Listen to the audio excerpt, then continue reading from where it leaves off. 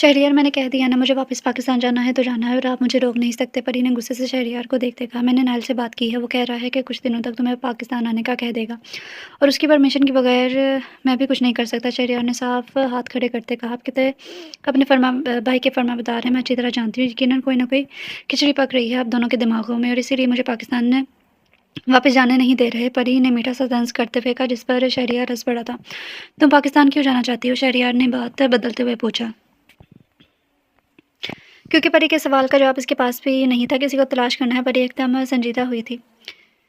तुम्हें यकीन है कि जिसकी तलाश में तुम वहाँ जा रही हो तुम्हें मिल जाएगा? शहरियार ने परी के तासुरात देखते हुए पूछा था। यकीन नहीं है, लेकिन एक छोटी सी उम्मीद है, हो सकता है मेरी चाहत मुझे मिल ही जाए। परी ने शहरियार से ज़्यादा खुद को जैसे यकीन दिलाया था। मेरी दुआ है कि तुम जो चाहती हो तुम्हें मिल जाए। शहरियार ने कहा तो परी के चेहरे पर ज़बरदस्ती की मुस्कुराहट लिए वो हंस पड़ी थी। मैं अस्पताल जा रहा हूँ, हो सकता है आने में देर हो जाए। मीठा का ख्याल रखना, अगर कोई मसला हो तो मुझे कॉल कर लेना। शहरियार ने टेबल से अपनी गाड़ी की चाबी उठाते हुए कहा। परी ने कोई जवाब नहीं दिया। शहरियार के जाने के बाद वो खामोशी से मीठा के कमरे की तरफ चली गई थी। ये क्या पहना है तुमने? तालिश ने श्री को देखते हुए पूछा, जिसने सफ़ेद रंग का लॉन्ग फ्रॉक पहना था। इसे तालिश ने ढेर सारी शॉपिंग करवाई थी। पसंद तालिश की ही थी। शरी बेचारी तो खामोशी से इसके साथ चल रही थी। फ्रॉक है? शीरी ने अपने कपड़ों की तरफ इशारा करते हुए इसके नॉलेज में जैसे इजाफा किया था। मुझे भी मालूम है, लेकिन अभी और इसी वक्त तब्दील कर क्या हो? तालिश ने हुक्म सादर किया था। इसमें मसला क्या है? शीरी को समझ नहीं आ रहा था कि अच्छा खासा इसने फ्रॉक पहना हुआ है। पता नहीं तालिश को इसमें ऐसा क्या नजर आ गया जो चेंज करने का कह रहा था। मैंने कहा ना कि चेंज करके आओ। तालिश ने थोड़ा गुस्से से कहा तो शीरी तब्दील करने चलेगी। इसे रंग नहीं लेकर देना चाहिए था। अगर मेरी ही नजर लग गई तो तालिश ने मुंह में बड़बड़ाते हुए खुद से कहा। थोड़ी देर बाद शीरी ब्लैक कलर की कमीज शलवार पहनकर आई। इसका रंग गोरा था और इस पर ये रंग काफी जच रहा था। तालिश ने शीरी को देखा तो गहरा सांस लिया। तुम्हारे पास कोई किसी दूसरे रंग का सूट नहीं है? इस बार तालिश ने श्री के सामने आते बताया हुए लहजे में कहा, आपका मसला क्या है? ये सब कलर आपने ही तो मुझे लेकर दिए हैं। श्री ने गुस्से से कहा तो तालिश हंस पड़ा। इसने श्री को बाजू से पकड़कर खुद के करीब करते गंभीर लहजे में कहा, मैं नहीं चाहता कि मेरा दिल तुम पर आ जाए और मैं तुम्हारा गुलाम बन जाऊं, लेकिन इन कपड़ों में तुम क्या मर रही हो और मुझे लगता है कि तुम ये जानबूझकर कर रही हो। तालिश ने भारी लहजे में श्री के कान पर अपने लप रखते हुए कहा। श्री एकदम कपास ही गई थी। जाओ यहाँ से। तालिश ने श्री से पीछे हटते हुए इससे इतना कहने की देर थी कि वो कमरे की तरफ भागी। लगता है ये मुझे अपना गुलाम बनाकर ही दम लेगी। तालिश ने अपने दिल पर हाथ रखते हुए ठंडी हवा भरते हुए कहा, खुद भी वहाँ से अपने हसन के कमरे की तरफ चला गया। इसने कोई बात करनी थी। सीरत अपनी चाची के साथ इस शादी में आई थी। वो अपनी चाची का हाथ पकड़े अंदर दाखिल हुई। वहाँ टेंट के दरमियान में एक पर्दे की दीवार बनाई गई थी, जिसके दाएं जाने आदमी और बाएं जाने पर औरतें मौजूद थी। सारी औरतों की नज़र सीरत पर जमी थी, क्योंकि वो पहली बार इस तरह शादी में आई थी। सीरत को इन सब नज़रों से कोफत हो रही थी। इसे ऐसे ही किसी का घूरना पसंद नहीं था। चाची मैं आती हूँ। सीरत ने वहाँ से खड़े होते हुए कहा, बेटा यहाँ से बाहर मत जाना। नगीन ने कहा और अपने साथ बैठी औरत के साथ बातों में मगन होगी। सीरत वहाँ से कुछ फासले पर गई जहाँ पर कोई मौजूद नहीं था और ये जगह काफ़ी पुरसुकून भी थी। अचानक इसे ऐसा लगा जैसे किसी ने इसका नाम पुकारा है। इसने इर्द-गिर्द देखा, लेकिन वहाँ कोई नहीं था। इसने अपने कंधे उचका दिए और वहाँ से जाने लगी। जब दोबारा इसे अपने आवाज़ सुनाई दी और जब बाहर से आ रही थी, तो जासूस के हाथों मजबूर होकर सीरत ने अपने कदम बाहर की जानिब बढ़ा दिए। बाहर निकलकर इसने देखा तो हर तरफ अंधेरा छाया हुआ था। इससे पहले वो दोबारा अंदर जाती किसी ने इसके मुंह पर रुमाल रख दिया।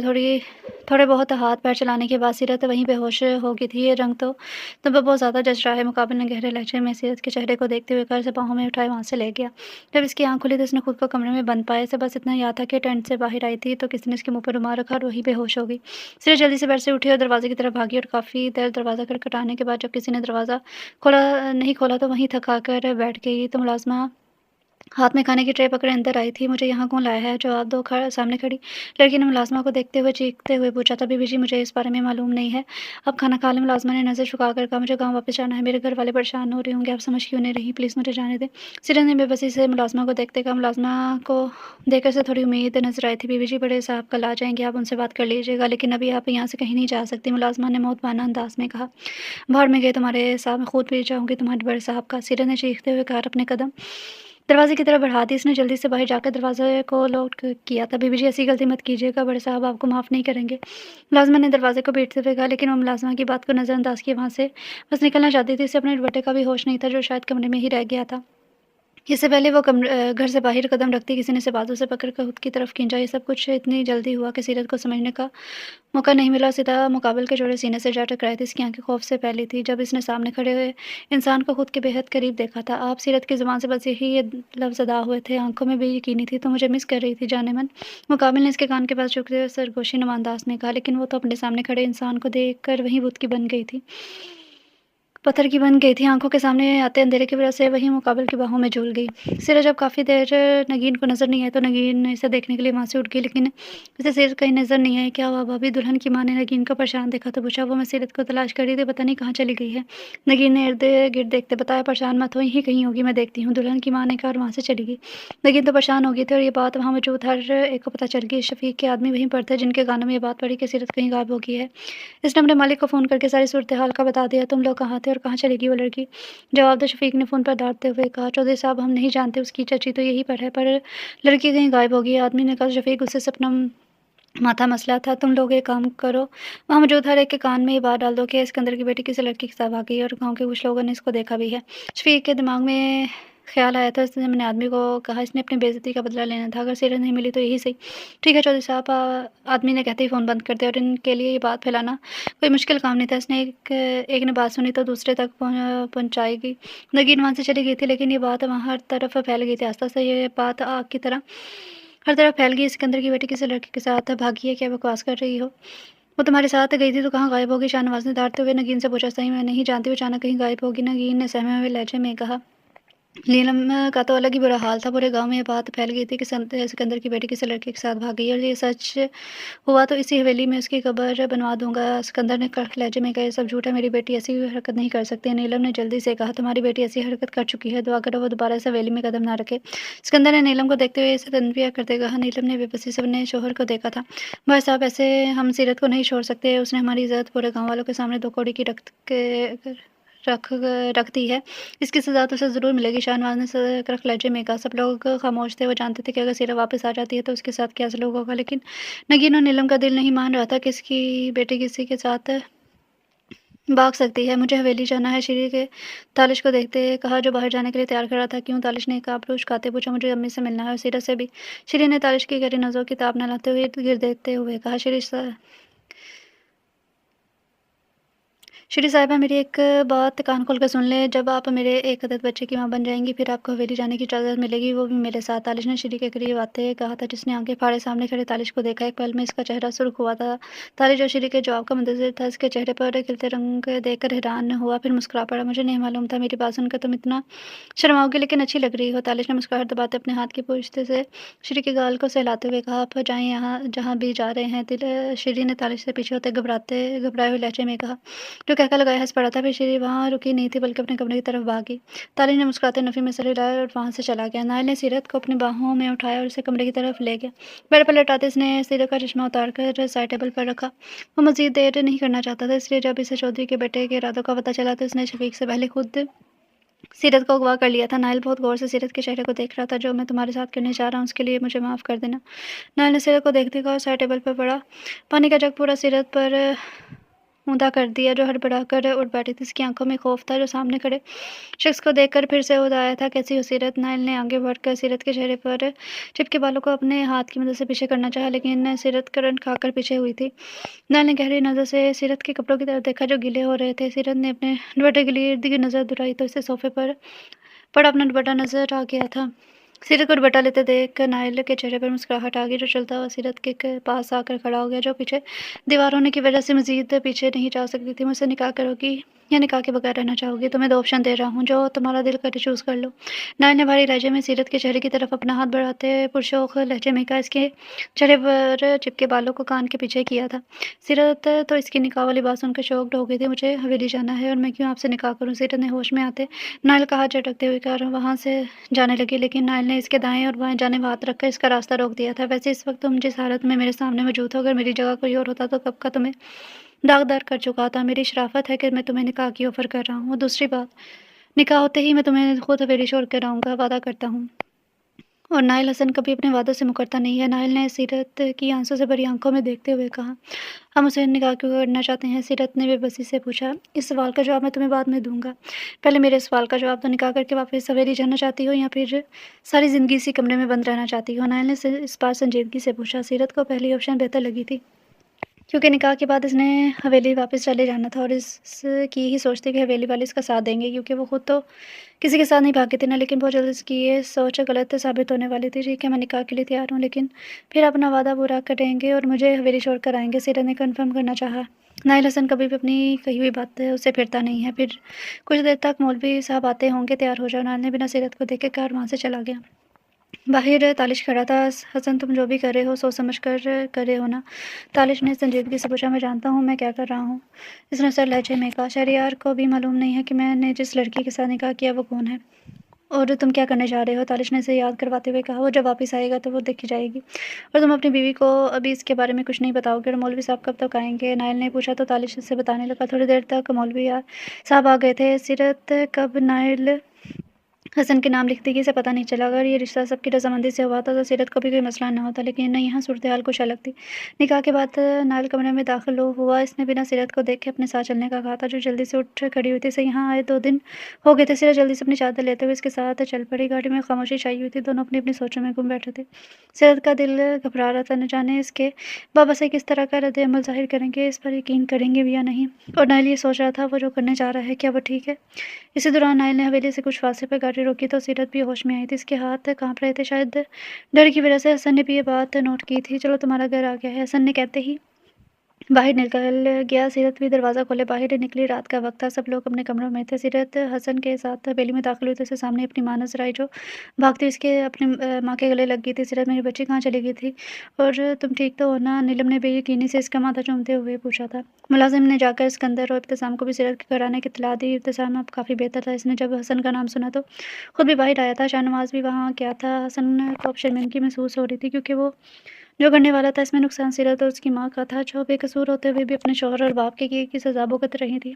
बाबा सही, सीरत ने अपने बाप को देखते उसकी तरफ कदम बढ़ाए थे। वही, रुक जाओ, तुम्हें ज़रा भी शर्म नहीं है? हमारी इज्जत का नीलाम करते हुए उसके अंदर ने डांटते हुए कहा। बाबा सही, मेरी कोई गलती नहीं है, उन्होंने मुझे अगवा किया और फिर निकाह किया। प्लीज़ बाबा सही को बताए ना कि आपने मुझसे निकाह किया था। सीरत ने आंसू से तर चेहरा लिए नायल को देखते हुए कहा। निकाह का सुनकर सिकंदर के साथ शाहनवाज भी शॉक्ड हुआ था। सब लोगों की नज़र इस पर जमी थी।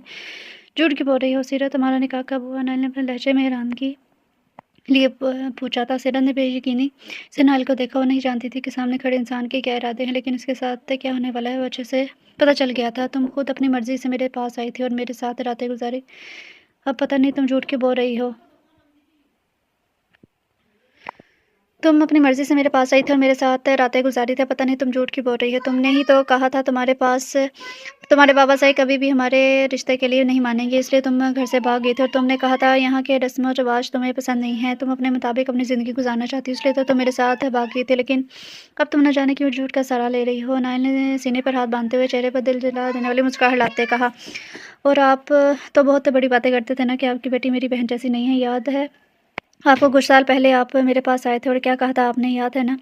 अब गलत है मिस्टर सिकंदर, आपकी बेटी मेरी बहन से ज़्यादा गई गुजरी है। उसने तो निकाह किया था, लेकिन आपकी बेटी बिना निकाह के मेरे साथ रही है। इसे अब संभालिए अपनी बेटी को, क्योंकि इस लड़की को मैं कभी नहीं अपनाऊंगा। मैं क्या, कोई भी गैरतमंद मर्द इसे नहीं अपनाएगा। नायल ने सर लहजे में सिकंदर को देखते कारवां से जाने के लिए मुड़ा, लेकिन जाने से पहले इसने इब्तिसाम को देखा, जिसका चेहरा सुर्ख हो रहा था। नायल चेहरे पर दिल जला देने वाली मुस्कुराहट लिए वहाँ से चला गया। तुम्हारी जैसी लड़की को पैदा होते ही मार देना चाहिए, जो अपने माँ बाप की इज्जत का भी ख्याल नहीं रखती। शाहनवाज ने आगे बढ़ते सीरत को बाजू से दबोचते हुए कहा।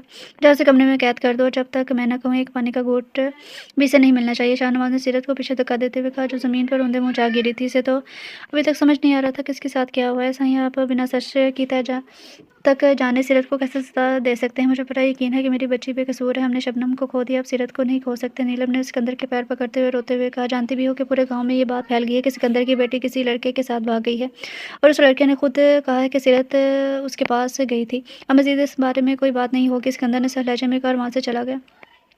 तुमने ये क्या किया नाइल? मैं जानती हूँ तुमने अपनी बहन का बदला मेरी बेटी से लिया, लेकिन वो बेकसूर थी। तुमने मेरी बेटी के साथ बहुत बुरा किया। नीलम ने रोते हुए कहा। भाभी सब्र करें, सब ठीक हो जाएगा। लेकिन जो वहाँ आई थी नीलम को रोता हुआ देख तो जल्दी से इसके पास आई थी। अब कुछ ठीक नहीं होगा। सीरत भी दूसरी शबनम बनने जा रही है। नीलम ने बेबसी से कहा। भाभी अच्छे की उम्मीद रखी। नगीन ने हौसला देते कहा। ऐसे ज़्यादा वो कुछ कर भी नहीं सकती थी। सीरत इस वक्त उसके कमरे में ज़मीन पर बैठी थी, जिसमें कुछ साल पहले शबनम मौजूद थी। इसे यकीन नहीं आ रहा था कि हसन इसके साथ ऐसा कुछ कर सकता है। इसने तो सीरत को हाथ तक नहीं लगाया, तो वो फिर झूठ क्यों बोल रहा था? सीरत इन्हीं सोचों में गुम बैठी थी, जब अचानक इसे हल्की सी आहट सुनाई दी थी। सीरत ने आँखों में खौफ लिए ज़मीन की तरफ देखा जहाँ से आवाज़ आ रही थी। सीरत एकदम वहाँ से खड़ी हो गई। अंधेरा होने की वजह से इसे कुछ नज़र नहीं आ रहा था। किसी ने टाल के कुछ हिस्से को पीछे किया और वहाँ से बाहर आ गया। अंधेरे में सामने खड़ा वजूद अजीब ही लग रहा था। इससे पहले सीरत चीखती, नायल ने आगे बढ़ के इसके मुँह पर हाथ रख दिया, इसके नाक के करीब बेहोशी वाला रुमाल रखा। थोड़ी देर बाद ही सीरत नायल की बाहों में बेहोश हो गई थी और जैसे ही आया था और वैसे ही वापस चला गया। इस हवेली के नीचे एक तहखाना भी था जिसका रास्ता इस कमरे के बाहर निकलता, लेकिन हवेली में इस बात का किसी को पता नहीं था। लेकिन हसन हर एक रास्ते से बहुत सालों से पहले वाकिफ था। नायल ने सीरत को अपनी गाड़ी की पिछली सीट पर आराम से लटाया, उसे वहाँ से ले गया। तुम वापस कब आए? तालिश ने शहरयार को देखते हैरानगी से पूछा, क्योंकि शीरी भी इसी घर में थी। हाँ, मुझे एक ज़रूरी काम से आना पड़ा, कल तक वापस चला जाऊँगा। ये बताओ नाइल कहाँ है? ऑफिस में होगा, शहरयार ने बैठते हुए पूछा। तुम्हें नहीं मालूम? वो निकाह कर चुका है, पता नहीं क्या करने वाला है। तालिश ने शहरयार के सामने बैठते हुए कहा, जिसका पानी की तरफ जाता हुआ हाथ वही रुक गया था। सीरत के साथ इसने निकाह किया? शहरयार ने संजीदगी से पूछा। तो तालिश ने इस बात में सर हिला दिया। और अब वो कहाँ पर है?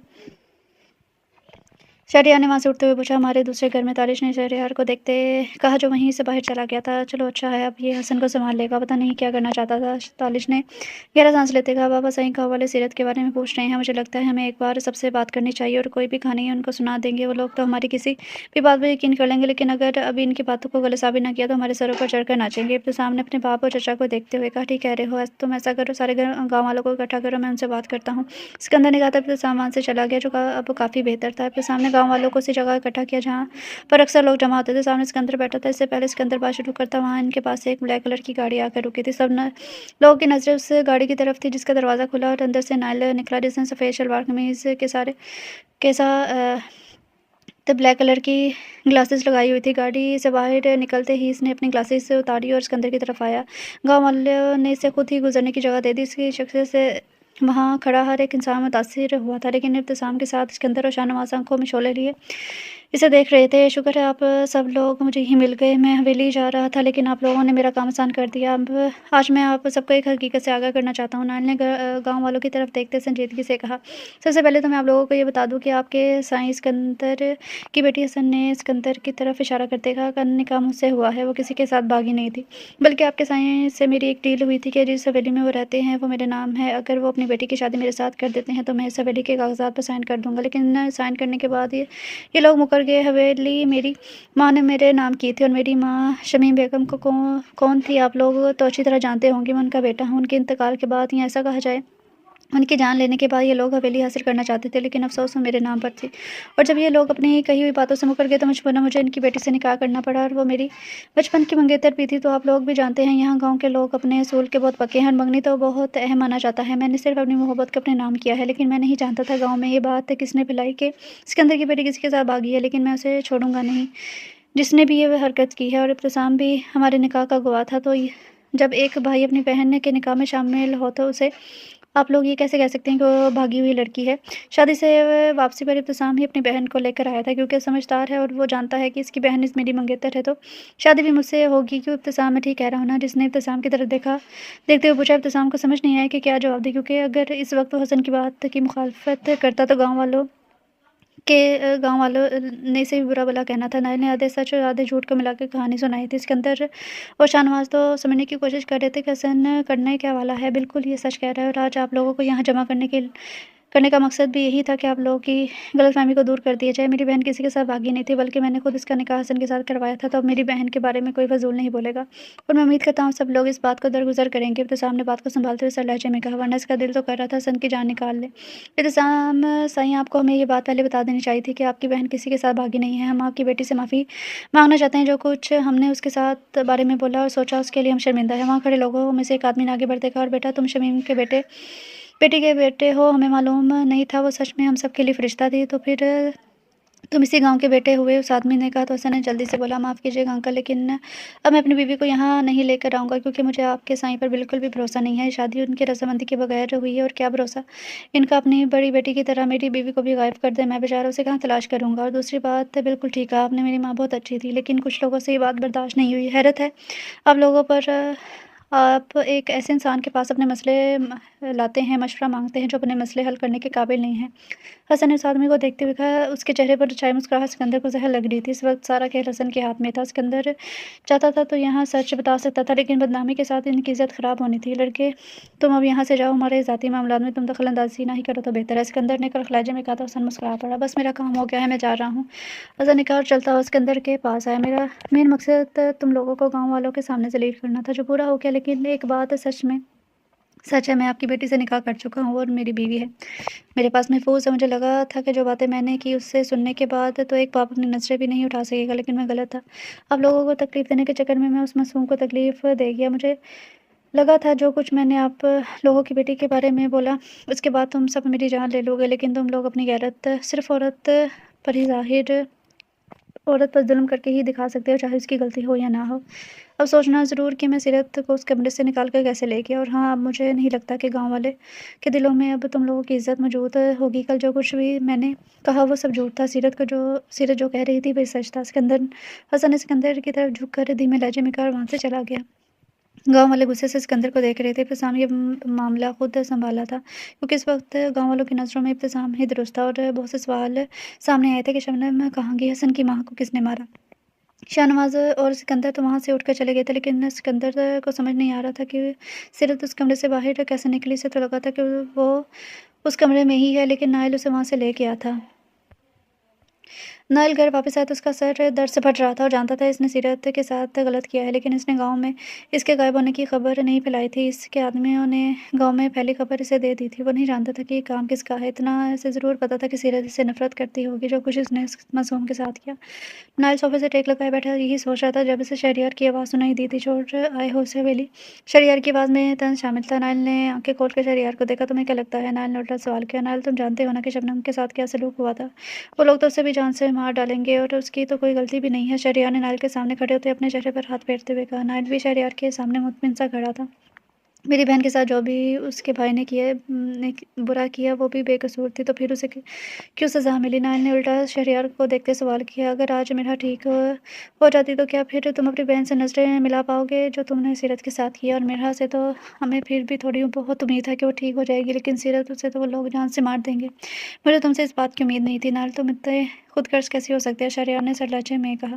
गुस्से से इसके माथे की रगें फूल रही थी। ये सोच ही इसके लिए जानलेवा थी कि इसके भाई की वजह से आज एक लड़की अपनी ज़िंदगी के से हाथ धो बैठेगी। नाइल ने एक नज़र शहरयार के सुर्ख होते चेहरे पर डाली और इसे बाजू से पकड़कर अपने कमरे की तरफ ले गया। शहरयार नासमझी से इसके साथ चल रहा था। नाइल ने दरवाज़ा खोला, लेकिन सामने बेड पर पड़े बेहोश वजूद को देखकर शहरयार साकित हो गया था। तुम इसे वापस छोड़कर नहीं आए? शहरयार ने गहरा सांस लेते पूछा। जो मैंने इसके साथ किया वो बहुत बुरा है, लेकिन इतनी गारंटी तो मैं दे सकता हूँ कि अब इसके गाँव में कोई इसे गलत नहीं कहेगा। हसन ने दरवाज़ा बंद करते हुए कहा। हसन, तुमने ऐसा क्या किया है? मुझे तुम्हारी बात की समझ नहीं आ रही। शहरयार ने नासमझी से हसन को सीरत की आँख खुली तो उसने अपने सामने बैठे नायल को देखा, जो उसे ही देख रहा था। सीरत इसे देखते ही जल्दी से उठ बैठी थी।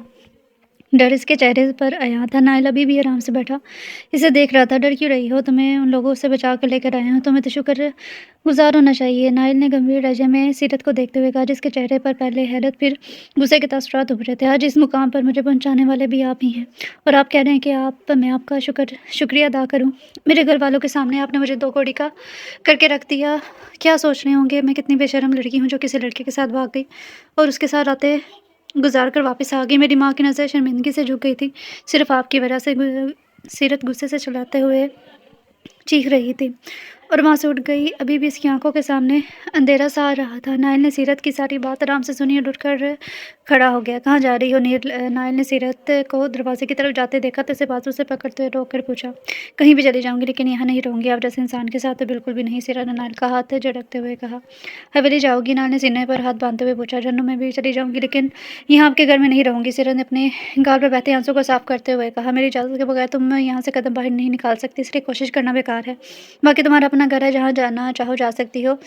मैं जानता हूँ मैंने तुम्हारे साथ गलत किया, और ना मैं तुमसे माफ़ी माँगूँगा। बस यही कहूँगा कि अगर यहाँ रहोगी तो महफूज़ रहोगी, वरना तुम्हारा बाप भाई तुम्हें मार डालेगा। और बाहर दुपट्टे के बगैर मत आना। मैं यहाँ अकेला नहीं होता, मेरे 2 अदद भाई भी यहीं पर होते हैं। नायल ने दुपट्टे के बगैर खड़ी सीरत को देखते कहा, जिसका ध्यान अब अपनी तरफ गया था। नायल ने फिर एक नज़र इस पर भी नहीं डाली और वहाँ से चला गया। पीछे सीरत ने जल्दी से अपना दुपट्टा लिया था। हाँ परी, सब खैरियत है। शहरयार ने मोबाइल फ़ोन कान से लगाते पूछा। मिठा को होश आ गया है। परी ने कहा तो शहरयार एकदम वहीं रुक गया था। क्या कहा तुमने? तुम सच बोल रही हो? शहरयार ने बेयकीनी से पूछा। हाँ भाई, मैं आपसे ऐसा मजाक क्यों करूँगी? परी ने कहा तो शहरयार के चेहरे पर मुस्कुराहट आ गई। जल्दी आने की कोशिश करता हूँ, तुम मेरा ख्याल रखना। शहरयार ने कहते ही फ़ोन बंद कर दिया। क्या हुआ? किसका फ़ोन था? इतने खुश क्यों हो रहे हो? नायल ने शहरयार को देखते इतने सवाल पूछ डाले, क्योंकि इंसान बहुत कम मुस्कुराता था और आज मुस्कुरा रहा था तो यकीनन कोई खास वजह थी। मिठा को होश आ गया है, शहरयार ने खुशी से नायल के गले लगते हुए बताया। तुम सच कह रहे हो? नायल ने बेयकीनी से पूछा। हाँ यार, परी की कॉल आई थी, वो कह रही है कि मिठा को होश आ गया और मैं बस नहीं कर रहा हूँ। शहरयार ने खुशी से कहा। मैं भी तुम्हारे साथ चलता हूँ, तारिश को यही बुला लेता हूँ, वो शहरी के साथ ही आ जाए। नायल के कहने कहते ही अपना मोबाइल निकाला और तारिश को कॉल करने लगा। वो बहुत खुश था कि इसकी बहन को होश आ गया है। तुमने सीरत के भागने में मदद की थी ना? जवाब दो। सिकंदर ने नीलम को बालों से जगड़ते हुए धारते हुए पूछा। तकलीफ से करा रही थी। ज़ाहिर उस कमरे की चाबी आपके पास थी, तो मैं या कोई उस कमरे में कैसे जा सकता है? नीलम ने बेबसी से कहा। तो कमरे से वो कैसे गायब होगी? सिकंदर ने नीलम को धक्का देते कहा, जो ज़मीन पर जा गिरी थी। भाई साहब, मुझे लगता है कोई ना कोई ऐसा रास्ता ज़रूर कमरे में है जहाँ से वो सीरत को ले गया, वरना कमरे से निकलना मुश्किल है। शाहनवाज ने सिकंदर को देखते कहा। मुझे भी ऐसा ही लगता है, लेकिन पहले हमें गाँव वालों को संभालना होगा। उस लड़के की वजह से गाँव वाले हमें गलत समझ रहे हैं। मैं छोड़ूंगा नहीं उस कमीने को, और एक रास्ता है जिससे सीरत को यहाँ बुलाया जा सकता है। सिकंदर ने अपने दिमाग में आते ख्याल को सोचते हुए मुस्कुराकर कहा। इसकी नज़र ज़मीन पर बैठी नीलम पर पड़ी थी। अगर सीरत को ये खबर मिले कि उसकी माँ मर गई है तो वो भागते हुए यहाँ आएगी, और एक बार वो इस हवेली में आ जाए तो उसका अपने हाथों से गला दबा दूंगा। सिकंदर ने गुस्से से कहा। नीलम की आंखें खौफ से फैल गई थी। वो जानती थी सामने खड़े जल्लाद जो कह रहे हैं वो कर गुजरेंगे। भाई साहब, आपका ख्याल अच्छा है और भाभी की झूठी मुँह से काम आसान हो जाएगा। शाहनवाज ने भी हामी बनते कहा। तुम्हें किसने कहा कि मैं झूठी खबर फैलाऊंगा? सिकंदर ने कहा। तो शाहनवाज ने हैरानगी से इन्हें देखा, जो न जाने क्या करने वाला था। मैं पूरी कोशिश करूंगा कि मिठा और परी को यहीं ले आऊँ, जल्दी आ जाओ, लेकिन पीछे मेरी बीवी का भी ख्याल रखना। वैसे भी श्री यहाँ आ गई है, सीरत का दिल लग जाएगा। लेकिन हमारा निकाह कैसे हुआ ये तुम अपनी बीवी को खुद ही समझा देना। नायल ने तालिश को देखते कहा, जो खामोशी से वहाँ खड़ा उसे देख रहा था। फिर मुझसे किसी किस्म की झूठ की उम्मीद ना रखना कि मैं श्री को झूठ बोलूंगा, कि मैं यही कहूँगा कि तुमने उसे ज़बरदस्ती निकाह किया। तालिश ने कंधे उचकाते आम से लहजे में कहा। तुम्हें झूठ बोलने को कौन कह रहा है? वही कहना जो सच है। नायल ने अपनी ग्लासेस लगाते संजीदगी से कहा, वहाँ से चला गया। अजीब इंसान है ये, तालिश ने मुंह में बड़बड़ाते हुए कहा। इसने पीछे मुड़कर देखा तो पीछे श्री खड़ी थी, जो अभी वहाँ आई थी। अब आप मुझे बताना पसंद करेंगे घर किसका है और हम यहाँ क्यों आए हैं? शहरी ने संजीदगी से पूछा, क्योंकि तालिश ने इसे अभी तक सीरत के बारे में नहीं बताया था। वो ऊपर वाले कमरे में तुम्हारी बहन है, जाओ उससे मिल लो। तालिश ने ऊपर वाले कमरे की तरफ इशारा करते कहा। सीरत यहाँ पर है? श्री ने हैरानगी से पूछा। नहीं, यहाँ नहीं है, ऊपर कमरे में है, तालिश ने कहा। तो श्री ने अपनी नीली आंखों से घूर कर देखा था। मुझे ऐसे मत घूरा कर, मुझे यहाँ कुछ कुछ होता है। तालिश ने श्री के करीब आते अपने हाथ दिल पर रखते हुए गंभीर लहजे में कहा था। आप में क्या अचानक जिन आते हैं? श्री ने घबराए हुए लहजे में तालिश से दूर होते हुए कहा। हाँ, एक हसीन और जमील चड़ैल को देखकर मुझ में जिन आ जाता है, तालिश ने कहा। तो श्री ने इसे नासमझी से देखा था। मैंने तो सुना है चड़ैलें खौफनाक होती हैं, श्री ने कहा। तो तालिश ने मुस्कुराहट दबाई थी। बिल्कुल ठीक सुना तुमने, लेकिन ये तो देखने वाले की आंख पर होता है ना, कि उसे चड़ैल भी खूबसूरत लगती है, बेशक वो बदसूरत ही क्यों ना हो। तालिश ने मुस्कुराहट दबाते कहा। इसका मतलब आप मुझे चड़ैल के साथ बदसूरत भी कह रहे हैं? श्री ने पूछा। तो तालिश बराबर हाल बदसूरत तो नहीं कहा मैंने तुम्हें। हाँ, चड़ैल ज़रूर कहा है, लेकिन साथ खूबसूरत भी तो कहा मिसिस। वो आपने को सुनाई नहीं दिया? तालिश ने थोड़ा झुककर कहा। तो श्री को इसकी बात पर बहुत गुस्सा आया था। आप भी कोई आसमान से उतरे शहजादे नहीं हैं? कभी आपने अपनी शक्ल आईने में देखी है? जिनों के सरदार लगते हैं। श्री ने पैर पर रखते तालिश को देखते साफ बराबर करते कर वहाँ से चलेगी। पीछे तालिश रास्ता खड़ा था। मेरे ख्याल से तुम मुझे पहचानती नहीं? परी ने मिठा को देखते कहा, जो बेड से टेक लगाए बैठी हुई थी। शायद मैंने आपको देखा हो, लेकिन अभी मुझे याद नहीं आ रहा। मिठा ने कहा। तो परी हंस परी। कोई बात नहीं, ये बताओ तुम ठीक हो ना? या डॉक्टर को बुलाओ? मैंने शहरयार भाई को फ़ोन किया है, वो कल तक यहाँ रात तक यहाँ पहुँच जाएंगे। परी ने कहा। तो शहरयार के नाम पर परी एकदम संजीदा सी हो गई थी। नहीं, मैं ठीक हूँ, डॉक्टर को बुलाने की ज़रूरत नहीं है। क्या मैं थोड़ी देर के लिए इस कमरे से बाहर जा सकती हूँ? परी मिठा ने परी को देखते पूछा। हाँ, क्यों नहीं, चलो दोनों चलते हैं, परी ने उठते हुए कहा। तो मिठा परी का हाथ पकड़े से खड़ा करते दोनों फिर कमरे से निकल गई थी। सीरत, तुम यहाँ क्या कर रही हो? श्री ने सीरत को देखते हैरानगी से पूछा, जो यहाँ किसी अपने को देखकर पहले तो शौक हुई, फिर श्री के गले लगकर बोल उठ कर रोने लगी। सीरत, तुम मुझे परेशान कर रही हो, क्या हुआ है? सब ठीक है ना? श्री ने परेशानी से पूछा। नायल ने मुझसे ज़बरदस्ती निकाह किया। सीरत ने हिचकी लेते कार खुद पर गुजरी आप बीती श्री को सुनाने लगी। श्री मुँह पर हाथ रखे सीरत की बात सुन रही थी। सीरत, अगर नाइल बाई ने तुम्हें हवेली ही छोड़ना था तो फिर वो तुम्हें इस कमरे से छुपकर लेकर क्यों है? शीरीन ने अपनी डानगी पर काबू पाते पूछा। मैं नहीं जानती, लेकिन मुझे इस इंसान से शदीद नफरत है। सीरत ने रोते हुए कहा। उसकी आंखें सुर्ख हो रही थी। तुमने कुछ खाया है? शीरीन ने सीरत के बाल कान के पीछे करते प्यार से पूछा। जिसने नफी में सर हिला दिया। मैं तुम्हारे लिए खाना लाती हूँ, फिर बात करते हैं। शीरीन ने कहा और कमरे से चली गई। तालिश बैठा टीवी देख रहा था। आपके भाई ने मेरी बहन के साथ जबरदस्ती निकाह क्यों किया और घर वालों के सामने से जलील भी किया, क्यों? शरीर ने तारिश को देखते दो टोक अल्फाज में पूछा था। मिसेस, मुझे इस बारे में कुछ भी मालूम नहीं है, क्योंकि भाई तो वो मेरा है, लेकिन क्या करता है ये मुझे भी मालूम नहीं, इसलिए वो कुछ दिनों तक वापस आ जाएगा, फिर खुद ही उससे पूछ लेना। और मेरे लिए एक कप कॉफ़ी बना दो, मैं कमरे में हूँ। तारिश ने वहाँ से उठते हुए कहा और वहाँ से चला गया। सब कुछ मालूम होता है, फिर भी मुझसे झूठ बोल रहे हैं। शरीर ने मुँह में बड़बड़ाते हुए कहा, किचन की तरफ चली गई। भाई मीरा ने नाइल को देखा तो इसके गले जा लगी। दोनों बाहर बैठी हुई थी। नाइल अभी आया था जब इसे सामने मीरा नजर आए। शहरयार अभी बाहर ही था। मुझे यकीन नहीं आ रहा छोटी कि तुम मेरे सामने से सलामत खड़ी हो। बहुत तंग किया है तुमने मुझे। मीरा नाइल ने मीरा को देखते कहा। हल्का सा मुस्कुरा पड़ी थी। अब अगर तुम हमें छोड़कर कहीं गई तो मैं तुमसे सख्त वाला नाराज़ हो जाऊंगा। नाइल ने कहा तो मीरा हंस पड़ी। अब मेरा कहीं जाने का इरादा नहीं है, मीरा ने कहा। इतने में शहरयार भी अंदर आ गया। वो शायद खुद में हिम्मत पैदा कर रहा था कि मीरा का सामना कर सके, लेकिन जब इसकी नज़र मीरा पर पड़ी तो देखता ही रह गया। इसने कितनी दुआएं मांगी थी कि मीरा ठीक हो जाए, अब वो इसके सामने खड़ी थी। अस्सलाम वालेकुम। परी ने वहाँ हाथ इस्लाम किया तो शहरयार होश में आया था। कैसी हो परी? इस्लाम का जवाब देते नाइल ने मुस्कुरा कर पूछा। मैं ठीक हूँ, आप लोग अंदर आ जाएं। दरवाजे के पास क्यों खड़े हैं? परी ने कहा तो नाइल मीरा को लिए अंदर आ गया। आप भी तशरीफ़ ले आए। परी ने शहरयार को देखते कहा तो वो भी अंदर चला गया कि इसकी नज़रें मीरा के चेहरे पर टिकी हुई थी, जो अब शहरयार की नज़रों से कन्फ्यूज़ सी हो रही थी। उसका भाई पास ही बैठा था। उसका भाई पास ही बैठा है, आपकी आंखें बाहर निकालने में 1 सेकंड भी नहीं लगाएगा। परी ने शहरयार की तरफ झुककर सरगोशी करते कहा। शहरयार ने घूर कर देखा था तो कब वापस जाना है? नाइल ने परी और मीरा को देखते पूछा। मैं तो तैयार हूँ, अब मुझे नहीं यहाँ नहीं रहना। अकेले रहते हुए मैं तो तंग आ गई हूँ। परी ने कहा तो मीरा हंस पड़ी। नाइल तुम दोनों को अपने साथ पाकिस्तान ले जाओ। शहरयार ने कहा तुम नहीं आओगे? नाइल ने पूछा तो मीरा ने भी शहरयार की तरफ देखा। मैं तुम्हें पहले भी बता चुका हूँ नाइल, मैं यहीं रहूँगा। शहरयार ने मीरा को देखते कहा। यहाँ अकेले क्या करोगे? नाइल ने उल्टा सवाल किया। अकेला ही तो रहना चाहता हूँ। खैर परी तुम लोग पैकिंग कर लो, कल तुम लोगों ने जाना है। शहरयार ने वहाँ से उठते हुए कहा। नाइल ने मज़ीद कुछ नहीं कहा था और फिर खामोश हो गया। चाचू मैं लंदन जा रहा हूँ, कुछ दिनों बाद वापस आ जाऊँगा, लेकिन अभी मुझे थोड़ा सुकून चाहिए। ज़ुबैर ने अपने माथे को 2 उँगलियों से दबाते मुज़म्मिल को कहा। ठीक है बेटा, जैसे तुम्हारी मर्ज़ी। तुमने हवेली वालों के बारे में क्या सोचा है? मुज़म्मिल ने पूछा तो ज़ुबैर सीधा होकर बैठा। लंदन से वापस आते ही मैं उन लोगों को भी वैसे तड़पा-तड़पा के मौत दूँगा जिस तरह उन्होंने मेरे प्यार को दी थी। ज़ुबैर ने कड़क लहजे में कहा। ठीक है, अपना ख़्याल रखना। मुज़म्मिल ने वहाँ से उठते हुए कहा। पीछे ज़ुबैर ने गहरा साँस लिया था। काश तुम ज़िंदा होते शबनम। मुज़म्मिल ने ठंडी हवा बढ़ते हुए खुद से कहा था, लेकिन आगे क्या होने वाला था इस सब से वो अनजान था।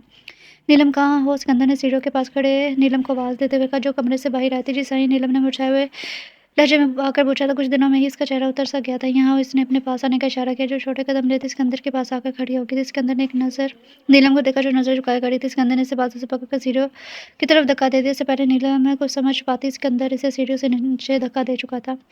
नीलम की दिलखराश चीख पूरे हवेली में गूंजी थी। नगीन जो किचन में थी भागती बाहर आई। इसने ज़मीन पर खुद में लथपथ गिरी नीलम को देखा तो भागती उसके पास आई थी। भाभी आपको क्या हुआ? नगीन ने बौखलाए अंदाज में उसे ऊपर देखते कहा तो वहाँ सिकंदर खड़ा था। जाओ इसे अस्पताल ले जाओ। सिकंदर ने हुक्म देते कार वहाँ से चला गया। नगीन ने जालिम इंसान को देखा था जिसने अपनी ही बीवी को सीढ़ियों से धक्का दे दिया था। घर में और कोई नहीं था। मुलाजमा के साथ मिलकर नगीन खुद नीलम को अस्पताल ले गई थी। इसे रोना आ रहा था, कितनी बेहिस महसूस कर रही थी खुद को। घर में सिकंदर होने के बावजूद वो खुद नीलम को अस्पताल लेकर गई थी। अस्पताल पहुंचते ही वहां पर इब्तिसाम भी आ गया, जिसने आकर अपनी मां की हालत का पूछकर जैसे एहसान किया था, लेकिन नगीन खामोशी रही थी। इसने कुछ नहीं बताया। इब्तिसाम कुछ पल वहां खड़ा नगीन के जवाब का इंतजार करता रहा, फिर वहां से चला गया।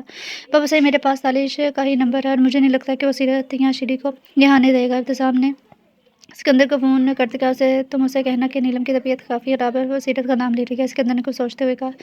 जी ठीक है। इब्तिसाम ने कहते ही कॉल काट दी। तालिश का नंबर डाल के जो बदकिस्मती से शीरी ने उठा लिया, क्योंकि तालिश शावर ले रहा था। शीरी ने इसका मोबाइल रिंग होते देखा तो उठा लिया। मोबाइल की दूसरी जानिब शीरी की आवाज़ सुनकर तो इब्तिसाम खुश हो गया। इसका काम तो आसान हो गया था। इसने अपने लहजे में न मिलाते अपनी माँ की हालत का बताया और ये भी बताया कि वो सीरत को याद कर रही है। शीरी तो अपनी ताईजान की हालत का सुनकर वही बुत की बन गई थी। इसने मोबाइल वहीं छोड़ा और बाहर की तरफ भागी। इसने सीरत के कमरे में दाखिल होते ही इसे देखा, जो खामोशी से लेटी छत को देख रही थी। क्या हुआ, तुम ठीक हो? सीरत ने शीरी को बौखलाए हुए चेहरे को देखते हुए पूछा और खुद उठकर बैठी थी। वो ताईजान सीढ़ियों से नीचे गिर गई। उनकी हालत काफ़ी ख़राब है, तुम्हें याद कर रही हैं। शीरी ने भारी लहजे में सीरत को देखते कहा, जैसे अभी रो पड़ेगी। तुम क्या कह रही हो सीरत? मुझे अम्मी के पास जाना है। सीरत कहते ही बाहर की तरफ भागी। मैं भी तुम्हारे साथ जाऊँगी, श्री ने कहा और वहाँ से सीरत के पीछे चली कि न को तालिश को बता देना चाहिए था, लेकिन उसे ना बताकर और घर से निकलकर उन्होंने बहुत बड़ी गलती की थी। घर दूसरा था तो यहाँ पर कोई मुलाज़िम नहीं था। सीरत और श्री के आने के बाद तालिश ने सब मुलाज़िम को कुछ दिनों की छुट्टी दे दी थी। चौकीदार भी अपने क्वार्टर में कुछ काम के सिलसिले में गया था। दोनों घर से निकल गई थी और ये भी इनकी बहुत बड़ी बेवकूफ़ी थी जिसकी इनको सख्त सज़ा मिलने वाली थी। यहाँ से कोई बस जाती है गाँव? सीरत ने श्री को देखते पूछा। हाँ, चलो मैं तुम्हें बताती हूँ, श्री ने कहा और इसे वहाँ से ले गई क्योंकि इसे अब काफ़ी रास्तों का पता चल गया था। तालिश शावर लेकर बाहर निकला तो उसने पूरे कमरे में नज़र दौड़ाई, वहाँ पर श्री मौजूद नहीं थी। इसे लगा कि वो सीरत के कमरे में होगी लेकिन जब वो तैयार होकर सीरत के कमरे की तरफ गया तो वहाँ पर ना सीरत थी ना ही श्री। तालिश के दिमाग में कुछ खटका था। पहले तो इसने पूरा घर देखा लेकिन वो दोनों कहीं भी नहीं मिली। फिर इसने जल्दी से अपना मोबाइल चेक किया और कॉल हिस्ट्री में इब्तिसाम की कॉल इसे नज़र आ गई थी। इसने अपने मोबाइल में कॉल रिकॉर्डिंग की ऑप्शन ऑन की हुई थी। उसने जैसे रिकॉर्डिंग सुनी इसकी आंखें गुस्से से सुर हो गई थी, माथे की रगें फूल गई थी। इब्तिसाम, इस बार तो मैं तुम्हारी जान ले लूँगा। श्री, एक बार तुम वापस मेरे पास आ जाओ, फिर देखना मैं तुम्हारे साथ क्या करता हूँ। तालिश ने गुस्से से अपने मोबाइल पर पकड़ सख्त करते हुए और खुद भी वहाँ से निकल गया। नाइल, परी और मिठा को वापस पाकिस्तान ले आया था। शहरयार ने वापस आने से मना कर दिया और नाइल ने भी इसे फोर्स नहीं किया था। मिठा तो नज़र झुकाए बैठी थी लेकिन परी बाहर चलती गाड़ियों को देख रही थी। आज कितने सालों बाद वो वापस पाकिस्तान आई थी। इन्हीं सोचों में गुम बैठी थी जिसकी नज़र एक ब्लैक कलर की गाड़ी में बैठे शख्स पर पड़ी। सरसरी सी निगाह में भी परी ने उस शख्स को पहचान लिया था। वो गाड़ी इनकी गाड़ी के दाएं जानिब से गुजर कर वहाँ से चली गई थी। भाई, गाड़ी रोके, परी ने जल्दी से चलाते हुए कहा। मिठा ने हैरानगी से परी को देखा था। नाइल भी नासमझी से उसे देखने लगा। इस क्या हुआ परी, सब ठीक है? नाइल ने पूछा। भाई, वो मैंने उसे देखा, वो वही था। परी बार बार पीछे देख रही थी और कह रही थी जहाँ पर गाड़ियाँ चल रही थी। नाइल अगली सीट पर बैठा। उसने पीछे मुड़कर परी को देखा। कौन था वहाँ? नाइल के सवाल पर परी ने एक नज़र इसकी तरफ देखा। कोई अपना? मुझे लगा मैंने किसी अपने को देखा है, परी ने नज़र झुकाकर कहा। नाइल ने पीछे देखा लेकिन वहाँ कोई नहीं था। परी ने भी नोट किया कि वो गाड़ी जा चुकी है। अब वो कैसे उस गाड़ी को तलाश कर सकती है? इसे लग रहा था इसकी नज़रों का धोखा है। ये पानी पियो। नाइल ने पानी की बोतल परी की तरफ बढ़ाते हुए कहा, जिसने कामते हाथों से बोतल को थाम लिया था। जिसकी तुम्हें तलाश है उसे ढूंढने में मैं तुम्हारी पूरी कोशिश करूंगा, फिक्र मत करो। नाइल ने संजीदगी से कहा। सीधा होकर बैठते उसने ड्राइवर को गाड़ी स्टार्ट करने का कहा। नाइल घर पहुंचा तो इसे कोई भी नज़र नहीं आया था। इसने तालिश को फ़ोन किया जिसका नंबर बंद जा रहा था। भाई, तालिश भाई कहाँ है? मिठा ने नाइल को देखते पूछा। छोड़कर तो मैं इसी घर में गया था लेकिन अब नज़र नहीं आ रहा, मैं ऊपर देख कर आता हूँ। नाइल ने कहा तो ऊपर सीरत के कमरे में आया। इसे लगा सीरत अपने कमरे में होगी लेकिन ऐसा नहीं था। नाइल ने तालिश का कमरा भी देख लिया, वहाँ पर भी कोई नहीं था।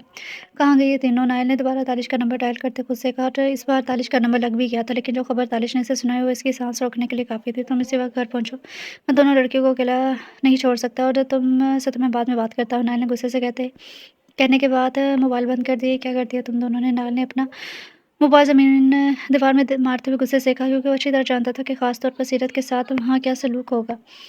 क्या हुआ भाई, सब खैरियत है? नाइल ने नीचे आया तो परी ने देखते परेशानी से पूछा। हाँ, मुझे एक काम से बाहर जाना है, तालिश बस आता ही होगा, मैं निकलता हूँ। तालिश ने आम से लहजे में कहा।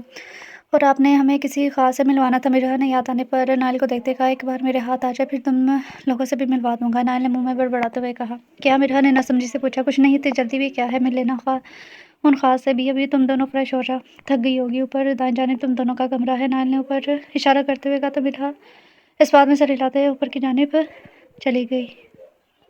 वो दोनों हवेली पहुंची। जब इसने अपने बाप को देखा।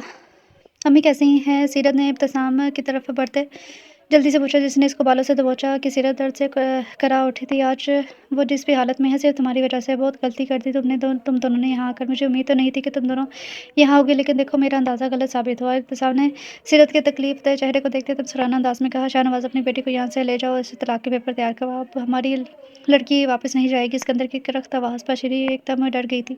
शाहनवाज़ ने श्री को बाजू से पकड़ा और उसे वहाँ से ले गया। वापस आई, सीरत की कोई गलती नहीं है, आप उसे माफ़ कर दें, इसने कुछ नहीं किया। श्री ने फिर गड़बड़ा कर अपने बाप से कहा। जो बेहिस बना श्री को वहाँ से ले गया था, इससे पहले कब अपनी बेटी की सुनी थी जो अब सुनता। बाबा साईं, आप मेरे हवाले कर दें, मैं अच्छी तरह जानता हूँ कि मुझे इसके साथ क्या करना है। तो सामने अपने बाप को देखते सीरत के वालों पर अपनी पकड़ सख्त करते कहा जिसने कुछ नहीं कहा था बल्कि खामोश रहा। इंतज़ाम सीरत को वालों से पकड़े इसे घसीटते हवेली से बाहर ले गया। जो चीख रही थी लेकिन कोई भी इसकी फरियाद नहीं सुन रहा था। इंतज़ाम ने इसके मुंह पर टेप लगाया, इसे गाड़ी की पिछली सीट पर धक्का दिया जो खुद ड्राइविंग सीट पर आकर बैठ गया। कुछ ही देर बाद इब्तिसाम ने अपनी गाड़ी चौधरी के घर के बाहर रोकी और बाहर निकलकर इसने सीरत को बाहर निकाला। जो वहाँ चौधरी के आदमी खड़े थे जो सीरत को घूर कर देख रहे थे। बिखरे बाल चादर इसके सर से उतर चुकी थी। इब्तिसाम सीरत को बालों से घसीटते घर के अंदर लेकर गया और अंदर जाते ही इसे चौधरी के कदम में फेंक दिया। जो वो ज़मीन पर जा गिरी थी।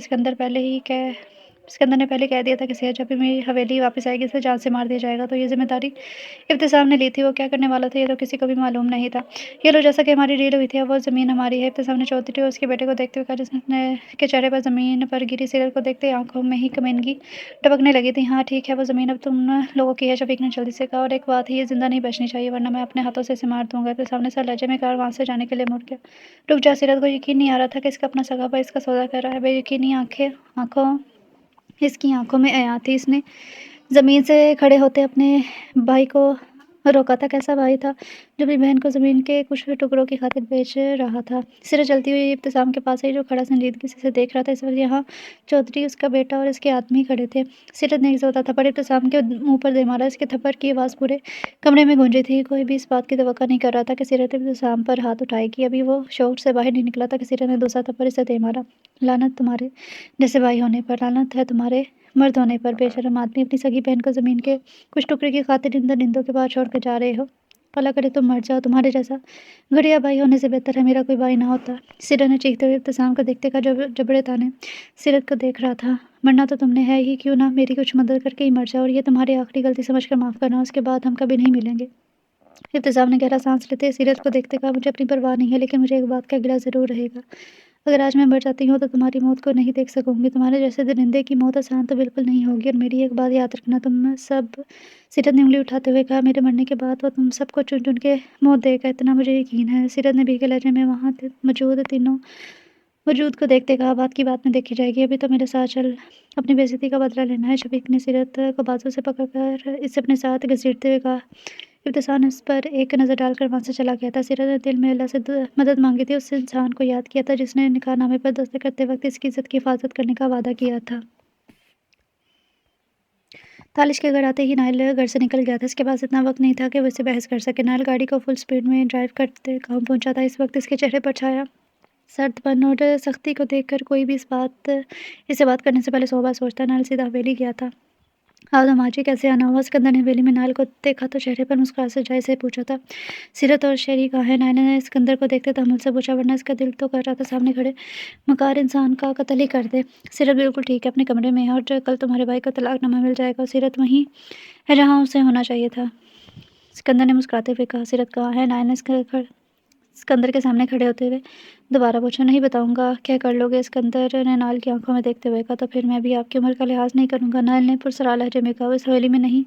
अगर तुम उसे ढूंढ सकते हो तो ढूंढ लो और जब तक वो तुम्हें मिलेगी तुमसे बहुत दूर जा चुकी होगी। सिकंदर ने तीखे लहजे में नाइल को देखते कहा। मेरी भी एक बात कान खोल कर सुन लो। नाइल ने सिकंदर का गिरबान पकड़ते रख लहजे में कहा। लेकिन सिकंदर इस बात की उम्मीद नहीं कर रहा था कि नाइल इसके गिरबान तक आ सकता है। अगर मेरी बीवी को कुछ भी हुआ तो तुम्हें इतनी दर्दनाक मौत दूंगा कि तुम्हारी रूह तक काम जाएगी। नाइल ने गुस्से से इससे पीछे धक्का देते कहा। सिकंदर ने अपना गिरबान ठीक करके इर्द गिर्द देखा कि कोई इसे देख तो नहीं रहा लेकिन वहाँ पर कोई नहीं था। नाइल फिर वहाँ रुका नहीं था। वहाँ से चला गया क्योंकि वो इतना तो जान गया था कि सीरत हवेली में नहीं है। तुम? तालिश ने शहरयार को देखते पूछा क्योंकि नाइल ने इसे बता दिया था कि शहरयार इनके साथ नहीं आ रहा। हाँ मुझे कुछ काम था। शहरयार ने इर्द-गिर्द देखते कहा। वो क्या बताता कि इसने जाने से तो मना कर दिया था लेकिन उस इंसान की याद इसे दोबारा पाकिस्तान ले आई थी जो इसके दिल में बसी थी। अच्छा ठीक है। तालिश ने अपने चेहरे पर हाथ फेरते कहा। क्या हुआ? तुम परेशान लग रहे हो। शहरयार ने तालिश के सामने बैठते हुए पूछा। मैंने तुम्हें बताना था कि मैं श्री को रुखसत करके यहाँ ले आया हूँ। तालिश ने शहरयार को देखते बात शुरू की। मैं इस बात को जानता हूँ तालिश, इतना भी मैं बेखबर नहीं हूँ। मैं तुम लोगों से शहरयार ने कहा। तो तालिश ने गहरा सांस लेते इसे सारी बात बताने लगा। वो दोनों इतनी बड़ी गलती कैसे कर सकती हैं? ठीक कहते हैं लोग लड़कियों में अकल तो होती ही नहीं है लेकिन अकल तो होती है लेकिन इस्तेमाल करने की जहमत नहीं करती। शहरयार ने मुंह में बड़बड़ाते हुए कहा। मासूम होती हैं, हर एक पर यकीन कर लेती हैं फिर अपना नुकसान भी करती हैं। तालिश ने अपनी जेब से सिगरेट निकालते हुए कहा। इस वक्त इसका सर दर्द से फट रहा था। मैं भी गाँव जाता हूँ, हो सकता है नाइल को मदद की ज़रूरत हो। शहरयार ने तालिश को देखते कहा। तुम गाँव जाओगे? तालिश ने लहजे में हैरान के लिए पूछा। हाँ अगर हवेली वालों से मिलना भी पड़ा तो मिल लूँगा। शहरयार कहते ही वहाँ से चला गया। तालिश अभी भी वहीं बैठा सिगरेट के कश ले रहा था। अगर इन दोनों में से किसी को भी कुछ हो गया तो मैं खुद को कभी माफ़ नहीं कर पाऊंगा। तालिश ने दिल में सोचा था क्योंकि वो खुद को इन सब चीज़ों का कसूरवार समझ रहा था। नाइल तकरीबन पूरा गाँव देख चुका था, लेकिन उसे समझ नहीं आ रहा था कि वो सीरत को कहाँ तलाश करे था। कहा कि इसने गाड़ी एक तरफ रोकी, आँखें बंद की, अपने दिमाग को पुरसकून करने लगा। जब इसका मोबाइल रिंग हुआ, कॉल शहरयार की थी। कहाँ हो तुम? शहरयार ने पूछा। पता नहीं, नाइल ने थके हुए लहजे में कहा। मैं हवेली जा रहा हूँ, शहरयार ने कहा। तो नाइल ने आंखें खोली थी। तुम पाकिस्तान कब आए? नाइल ने संजीदगी से पूछा। तुम लोगों के निकलने के बाद ही मैं निकल गया था, अभी थोड़ी देर पहले ही आया हूँ। सीरत और शेरी ठीक है? शरिया ने पूछा। तो नाइल ने से सारी बात बता दी। तुम फिक्र मत करो, मैं शेरी को लेकर आऊँगा, तुम सीरत को तलाश करो, वो मिल जाएगी। ठंडे दिमाग से सोचो कि वो लोग उसे कहाँ भेज सकते हैं। शरिया ने कहा। तो नाइल ने कहा ठीक है कहकर फ़ोन बंद कर दिया। अभी नाइल गाड़ी स्टार्ट करने ही वाला था जब इसे दूर से एक लड़की भागती हुई नजर आई थी। जिस वक्त हर तरफ खामोशी छाई हुई थी, नाइल गाड़ी से बाहर निकला और उस लड़की की तरफ अपने कदम बढ़ा दी। इसे लगा शायद वो लड़की किसी से बचकर भाग रही है। इसकी शक्ल तो ठीक से नजर नहीं आ रही थी, लेकिन इसके हुलिये को देखकर नाइल ने अपनी नजरें झुका ली थी। सिरा जो भागती हुई यार वहाँ पहुंची थी, क्योंकि वो बड़ी मुश्किल से वहाँ से निकली थी। इसकी हालत भी इस वक्त बुरी थी और बार बार पीछे मुड़कर देख रही थी। एक पत्थर के साथ टकराने की वजह से गिरने लगी कि नाइल भागता हुआ वहाँ आया और इसे बाजू से पकड़ गिरने से बचाया। सिरा को लगा कि वो पकड़ी गई है। डर से वो एक बार फिर काम सी गई थी। वो गाँव में तो इसलिए आई थी कि वो किसी भी घर में जा सकती, क्योंकि इसका अपना गाँव था और कोई भी इसकी मदद करने से मना ना करता। अब ठीक है। नाइल की भारी आवाज़ सिरा के कानों में पड़ी तो इसे लगा कि वो महफूज है। अब इसे कोई कुछ नहीं कह सकता। भला इस इंसान की आवाज़ वो कैसे भूल सकती थी? सिरा ने नज़र उठाकर नाइल की तरफ देखा तो अब हैरान होने की बारी नाइल की थी। सीरत, नाइल ने मुँह में बड़बड़ाते हुए कहा। सीरत ने नाइल को देखा तो फिर इसकी आंखों में आंसू आ गए और फिर से रोने लगी। इसकी हालत देख नाइल का खून खौल उठा था। तुम अपने फोर्स हो? नाइल ने खुद पर काबू पाते अपनी जैकेट उतार कर सीरत को पहनाने लगा। मुझे जाना है यहाँ से, वो लोग आ जाएंगे। सीरत ने पीछे देखते अटकते हुए कहा। इस वक्त सीरत की हालत नाइल के लिए नाकाबिले बर्दाश्त थी। मेरी तरफ देखो, मैं हूं ना, अब तुम्हें कोई हाथ नहीं लगा सकता। नाइल ने कहते ही सीरत को अपनी बाहों में उठाया, क्योंकि वो सीरत के पैरों की हालत देख चुका था। सीरत इस वक्त कुछ भी समझने की हालत में नहीं थी। इसने नाइल के सीने में अपना मुंह छुपा लिया, जोर से इसकी शर्ट को पकड़े। नाइल ने बड़ी मुश्किल से खुद को कंट्रोल किया था, वरना इसका दिल कर रहा था हर एक की जान ले ले। लेकिन सीरत की हालत इसे कुछ और ही सोचने में मजबूर कर रही थी। जो इसकी हालत को देख कर लग रहा था वो नाइल सोचना नहीं चाहता था। भाई नाइल यहाँ आया था? शाहनवाज ने सिकंदर को देखते पूछा, जो शाहनवाज की बात सुनकर होश में आया था। हाँ, और आज मैंने उसकी आंखों में जो जुनून देखा, एक पल के लिए मैं उसे देखकर डर गया था। इब्तिसाम सीरत को कहाँ लेकर गया है, मालूम करो। सिकंदर ने शाहनवाज को देखते कहा। ठीक है, मैं पूछता हूँ, लेकिन मुझे लगता है आपको अस्पताल आपके पास जाना चाहिए, वरना लोगों को बातें करने का मौका मिल जाएगा। शाहनवाज ने कहा। तो सिकंदर ने इस बात में सर हिला दिया। दूसरी जानब शहरयार ने हवेली के सामने अपनी गाड़ी रोकी थी। आज इतने सालों बाद वो इस हवेली में दोबारा आया था। जहाने की इसने बहुत बार कोशिश की थी, लेकिन इसमें हिम्मत नहीं थी। वो इस हवेली के अंदर जा सकता था, लेकिन इसका अंदर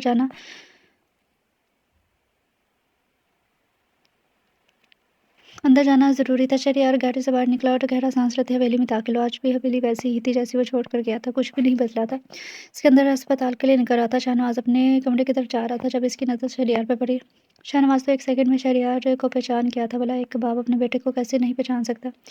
शाहनवाज ने जल्दी से शहरयार के सामने आया, जो अपने बाप को देखते ही वहीं रुक गया था। शहरयार ही जानता था कि कैसे इसने अपने जज्बात पर काबू पाया, वरना उसका दिल तो कर रहा था कि अपने बाप के गले लग जाए। शहरयार, तुम कैसे हो मेरे बच्चे? शाहनवाज ने शहरयार को देखते मोहब्बत भरे लहजे में कहा और अपने कदम इसकी तरफ बढ़ाने लगा। आज इतने साल बाद अपने बेटे को देखकर तो शाहनवाज की खुशी का कोई ठिकाना नहीं था।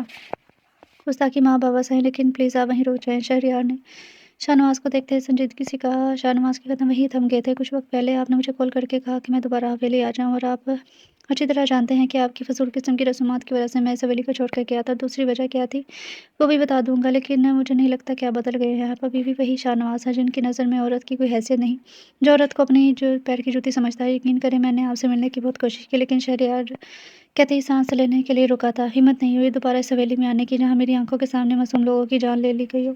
मेरा बाप जालिम होने के साथ कातिल भी है, और जब मैं ये सोचता हूँ कि मैं एक कातिल का बेटा हूँ तो मुझे खुद से नफरत महसूस होती है। काश मैं आपका बेटा ना होता। शहरयार ने भी बसी से अपने बाप को देख देखा, जो शौक खड़ा से तो यही मालूम था कि शहरयार की हवेली छोड़ने की वजह यहाँ की रस्में हैं, लेकिन गलत था। शहरयार सब कुछ जानता था। बेटा, तुम गलत समझ रहे हो, ऐसा कुछ नहीं है, मैंने किसी की जान नहीं ली। शाहनवाज ने जल्दी से सफाई देनी चाहिए, लेकिन शहरयार ने दरमियान में ही टोक दिया था। अच्छा, तो शबनम कहाँ है? बाबा साईं, मेरी बहन कहाँ है? इस बार शहरयार ने सुर्ख आंखों से अपने बाप को देखते चीख कर पूछा था। शाहनवाज ने जबरे ताने शहरयार को देखा था। हम सब का मुंह काला करके अपने आशिक के पास साथ भाग गई। शाहनवाज ने गुस्से से कहा तो शहरयार तमस्कुराना अंदाज में हंस पड़ा था। भाग गई? यहाँ आप लोगों ने उसे जान से मार दिया। शहरयार कहते ही शाहनवाज के सामने खड़ा हुआ था। इस हवेली में मैं कभी वापस नहीं आऊँगा, और जिस तरह आपने शबनम को मार दिया, इस तरह ये भी सोच लें कि शहरयार भी मर गया। आप जैसे सफाक लोगों के साथ रहने से बेहतर है कि मैं हमेशा अकेला ही रहूँ।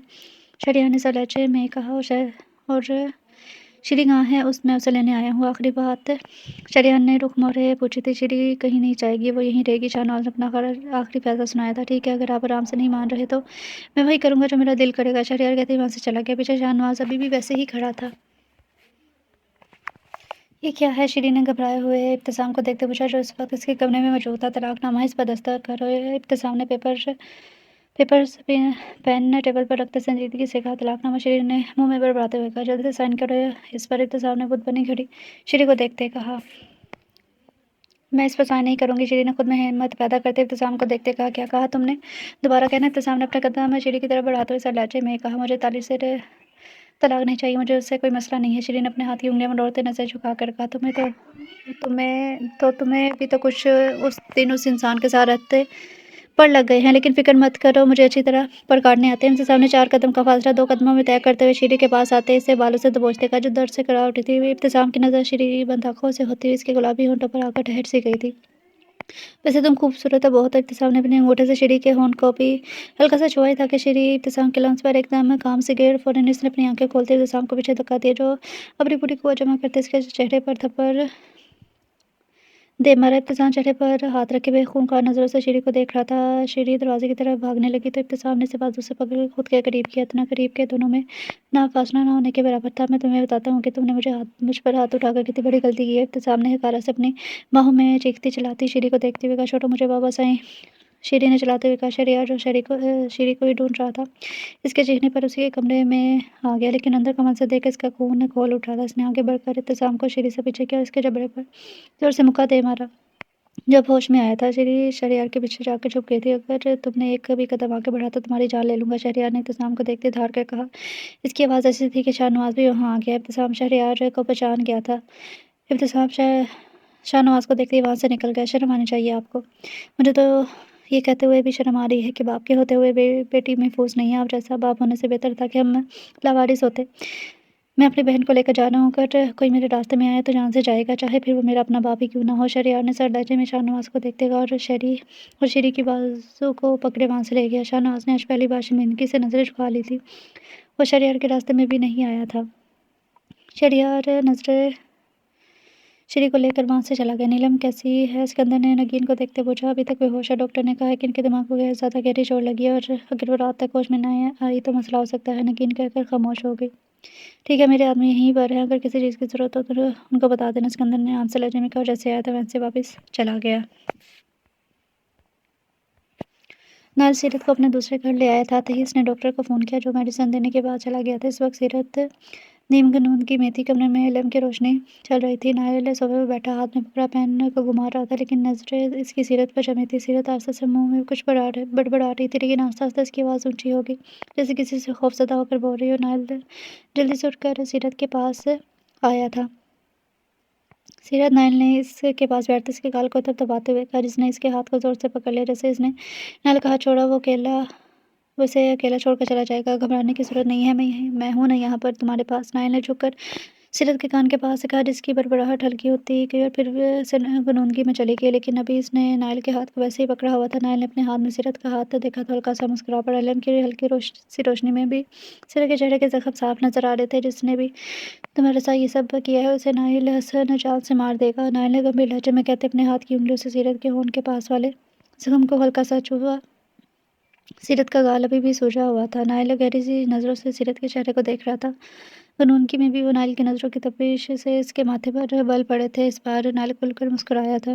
तुम तो मेरी नज़रों से भी बेचैन हो जाती है प्रिंसेस, लेकिन इस वक्त तुम जितनी पुरसुकून लेटी हो उड़ते ही जंगली बिल्ली बन जाओगी। नायल ने मुस्कुराते हुए आस्तगी से सीरत के माथे के बल पर उंगली फेरते हुए कहा। नजरें अभी भी सीरत के होंठों पर जमी थी।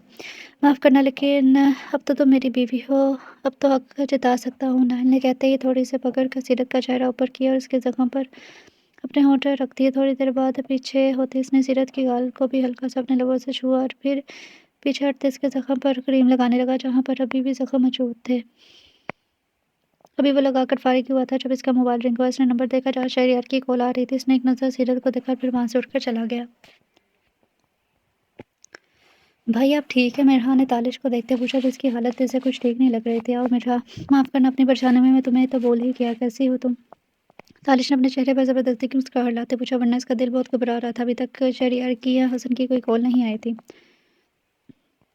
जी भाई, मैं ठीक हूँ, लेकिन ना आप मुझे कुछ ठीक नहीं लग रहे। मिरहा ने संजीदगी से कहा, नहीं ऐसी बात नहीं है, तुम बताओ परी कहाँ है? तुम दोनों ने खाना खाया? तालिश ने मिरहा को तालिश ने पूछा तो मिरहा इसे बताने लगी कि परी खाना बना रही है। अरे, उसे आते ही किचन में भेज दिया, मुझे बता देती, मैं बाहर से कुछ ऑर्डर कर देता।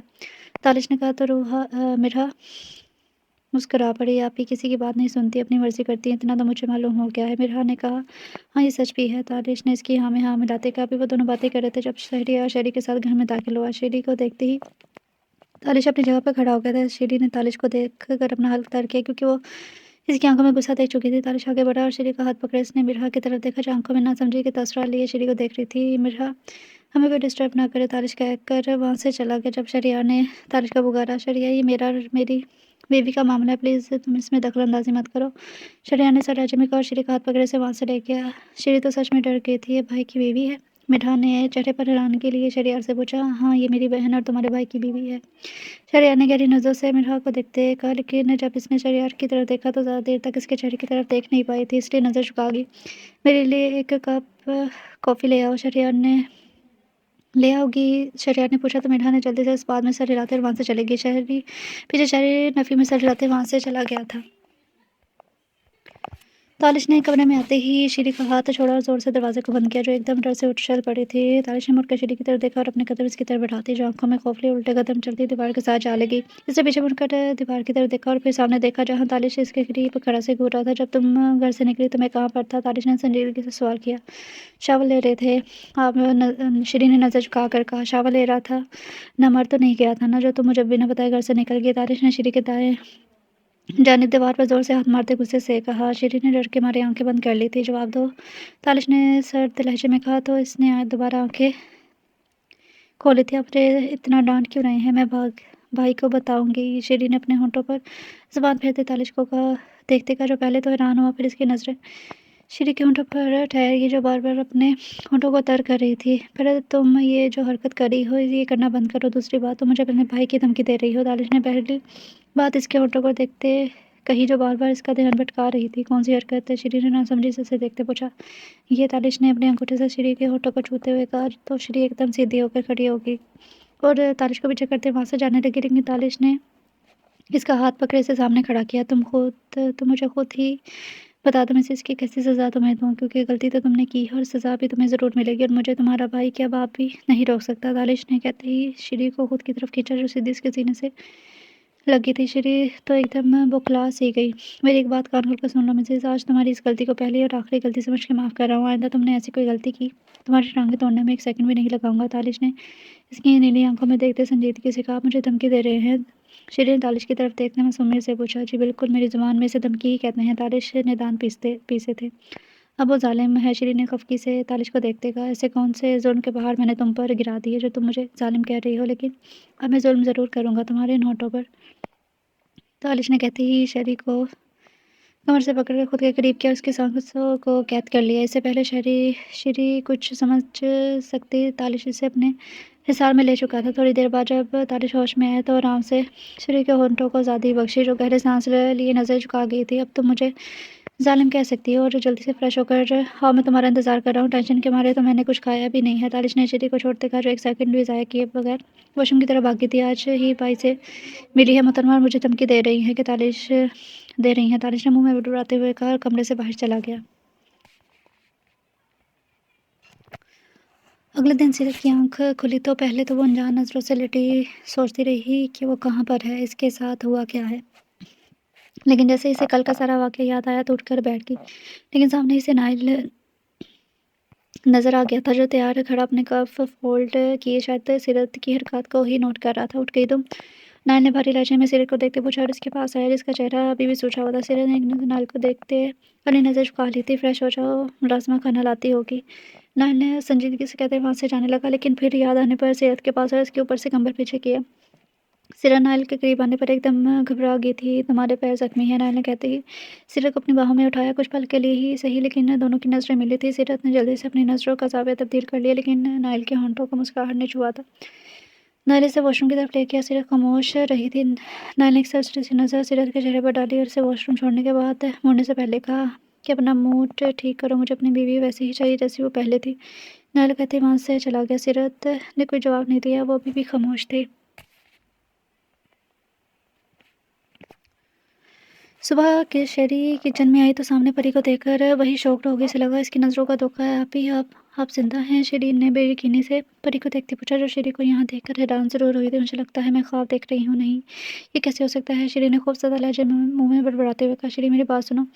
परी ने श्री को देखते जल्दी से कहा, आप जिंदा कैसे हो सकती हैं? मैं अपनी आंखों से आपको देखा था, आपकी तो सांस नहीं चल रही थी। फिर श्री को अभी भी यकीन नहीं आ रहा था इसकी बहन जिंदा है और इसके सामने खड़ी है। क्या तुम मुझे जिंदा देखकर खुश नहीं हो? परी ने श्री को गले लगाते पूछा। आप सच में है? मुझे लगा मैं ने आपको खो दिया है। श्री ने रोते हुए कहा, मैं बिल्कुल ठीक हूँ, तुम रोना बंद करो। और इससे पहले परी मजीद कुछ कहती, श्री की आवाज़ ने दोनों को इसकी तरफ मुतवज्जा तालिश की आवाज़ ने दोनों को इसके मुतवज्जा किया था। परी मैडम, आपने मेरी बीवी को रुलाया क्यों है?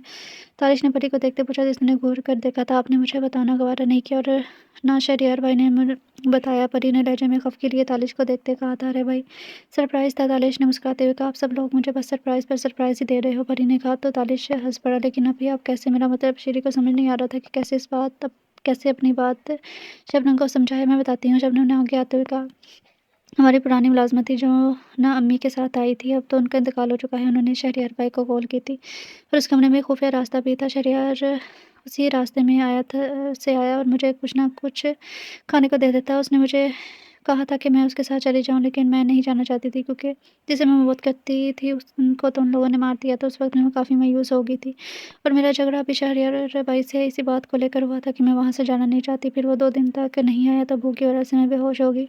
फिर जब तुम और सीरत कमरे में आए तो तुम दोनों की लगा मैं मर गई हूँ। और उसके बाद मेरे पापा साहिर ने क्या किया तुम दोनों जानती हो। शबनम कहकर खामोश होगी। श्री खामोशी से इसकी बात सुन रही थी। इसे याद आया कि जब कमरे में इसके पापा साईं और इब्तिसाम आया तो दोनों कमरे से बाहर निकाल दिया। उसके बाद इसे मुलाजमत से खबर मिली कि रात के अंधेरे में इब्तिसाम शबनम को गाँव के बाहर दफना आया है, सिर्फ इसलिए कि गाँव वालों को अगर पता चल गया तो वो इनकी इज्जत नहीं करेंगे। गाँव वालों को यही कहा गया कि शबनम को पढ़ाई का शौक था, इसलिए वो शहर अपने भाई के पास गई है और गाँव वालों में इतनी हिम्मत नहीं थी कि वो अली वालों के सामने सवाल कर सके।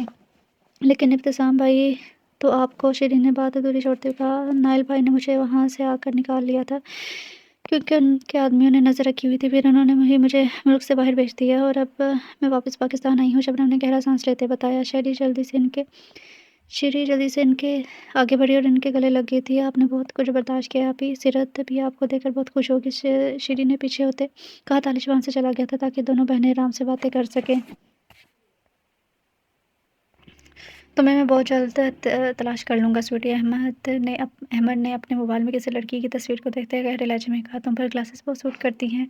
तुम जहाँ कहीं भी हो मैं तुम्हें ढूंढ कर ही अपने पास ले आऊँगा। बस थोड़ा सा इंतज़ार कर लो, फिर मैं तुम्हें अपने पास ले आऊँगा। मेरे करीब, बहुत करीब। अहमद ने तस्वीर को देखते हुए खोए हुए अंदाज में कहा। ये अपने काम के सिलसिले में गाँव गया था। वहाँ पर इसे एक लड़की नजर आई जो बारिश में खड़ी भीग रही थी। इसने आंखें बंद की हुई थी। अहमद पहले खड़ा इसे देखता रहा, फिर इसकी तस्वीर लेने के बाद वहाँ से चला गया। दोबारा वो लड़की से मार्केट में नजर आई थी, लेकिन वहाँ भी अहमद से बात नहीं कर सका। लेकिन अब दिल के हाथों मजबूर होकर इसने सोच लिया था कि वो इस लड़की को तलाश करेगा।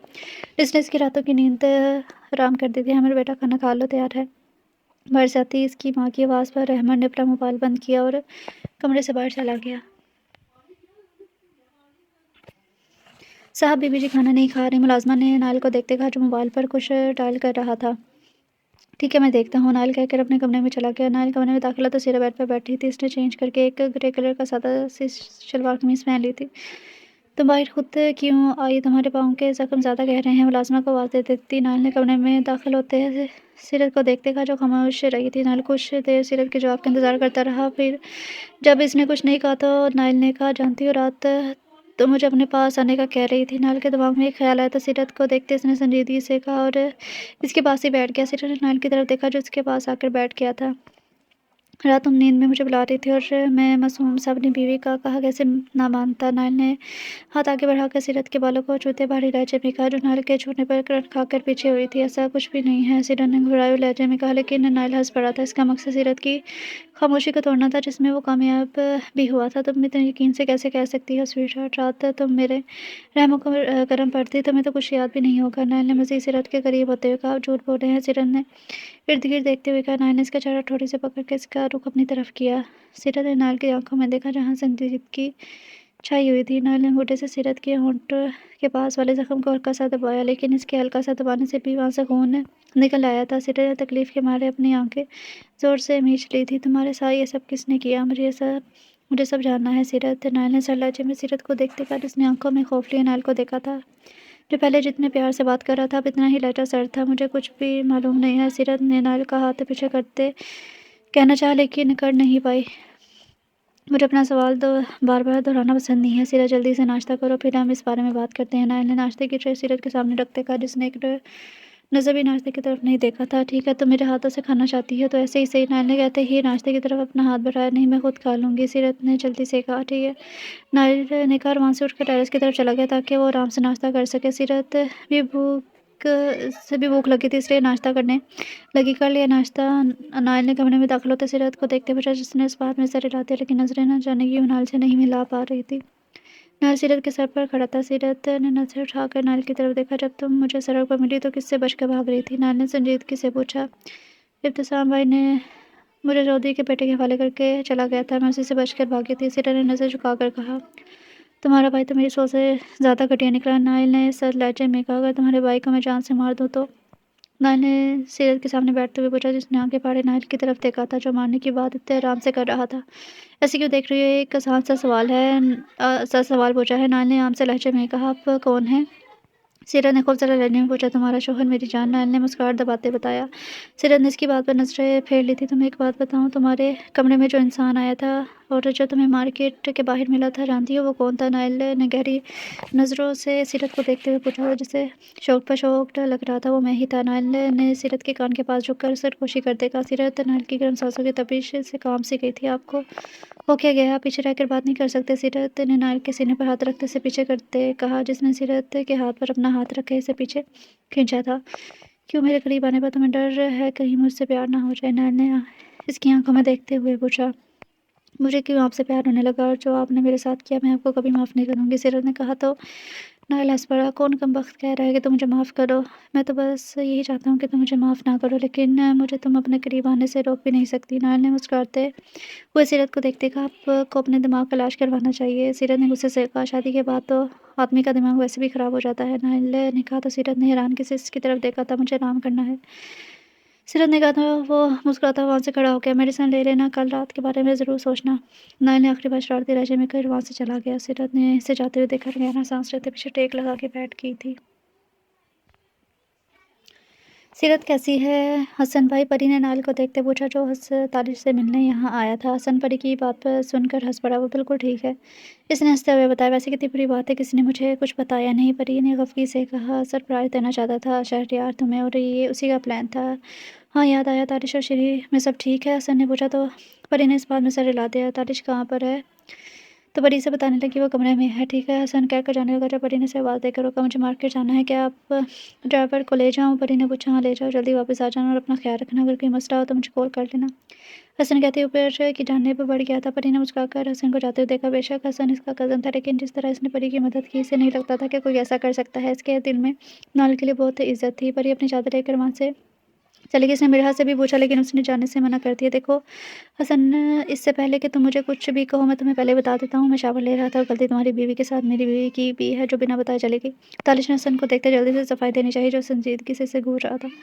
तालिश जितना भी होशियार हो, लेकिन वो कभी अपने बड़े भाई से नहीं जीत सकता था। जब नायल गुस्से में होता तो ये भी इससे बात नहीं करता था। मेरी बीवी को तो सजा मिल चुकी है, और तुम श्री को भी अच्छी तरह समझा देना कि आप ऐसी कोई गलती ना करें, वरना अंजाम हमारी सोच से ज़्यादा बुरा होगा। हसन ने बैठते हुए कहा। सीरत को क्या हुआ? वो ठीक है? तालिश ने परेशानी से पूछा। हाँ वो ठीक है, लेकिन जख्म भरने में थोड़ा वक्त लगेगा। हसन ने बताया। क्या हुआ उसके साथ? तालिश ने नासमझी से पूछा तो हसन ने सारी बातें से बता दी कि कैसे सीरत से मिली। उस कमीने चौधरी को तो अभी सुकून नहीं मिला है कि बेटा चल नहीं सकता, और ये चाहता है कि दूसरा भी दुनिया से कूच कर जाए। तालिश ने गुस्से से कहा, उस इंसान को तो मैं अच्छी सजा दूंगा, दोबारा किसी भी लड़की की तरफ देखने से पहले 100 बार सोचेगा। हसन ने खड़े होते कहा, मैं मिर्हा से मिल लूँ फिर निकलता हूँ। शहरयार कहाँ है? हसन ने पूछा।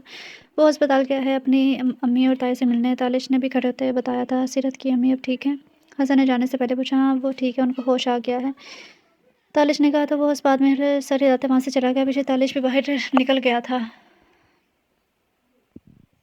परी ज़्यादा दूर नहीं आई थी, पास वाली ही मार्केट गई थी। इसने अपने और मिठा के लिए कुछ सामान लेना था, परी वहीं ले रही थी। इसको एक घड़ी पसंद आई थी। इसने सोचा शहरयार के लिए घड़ी लेती है।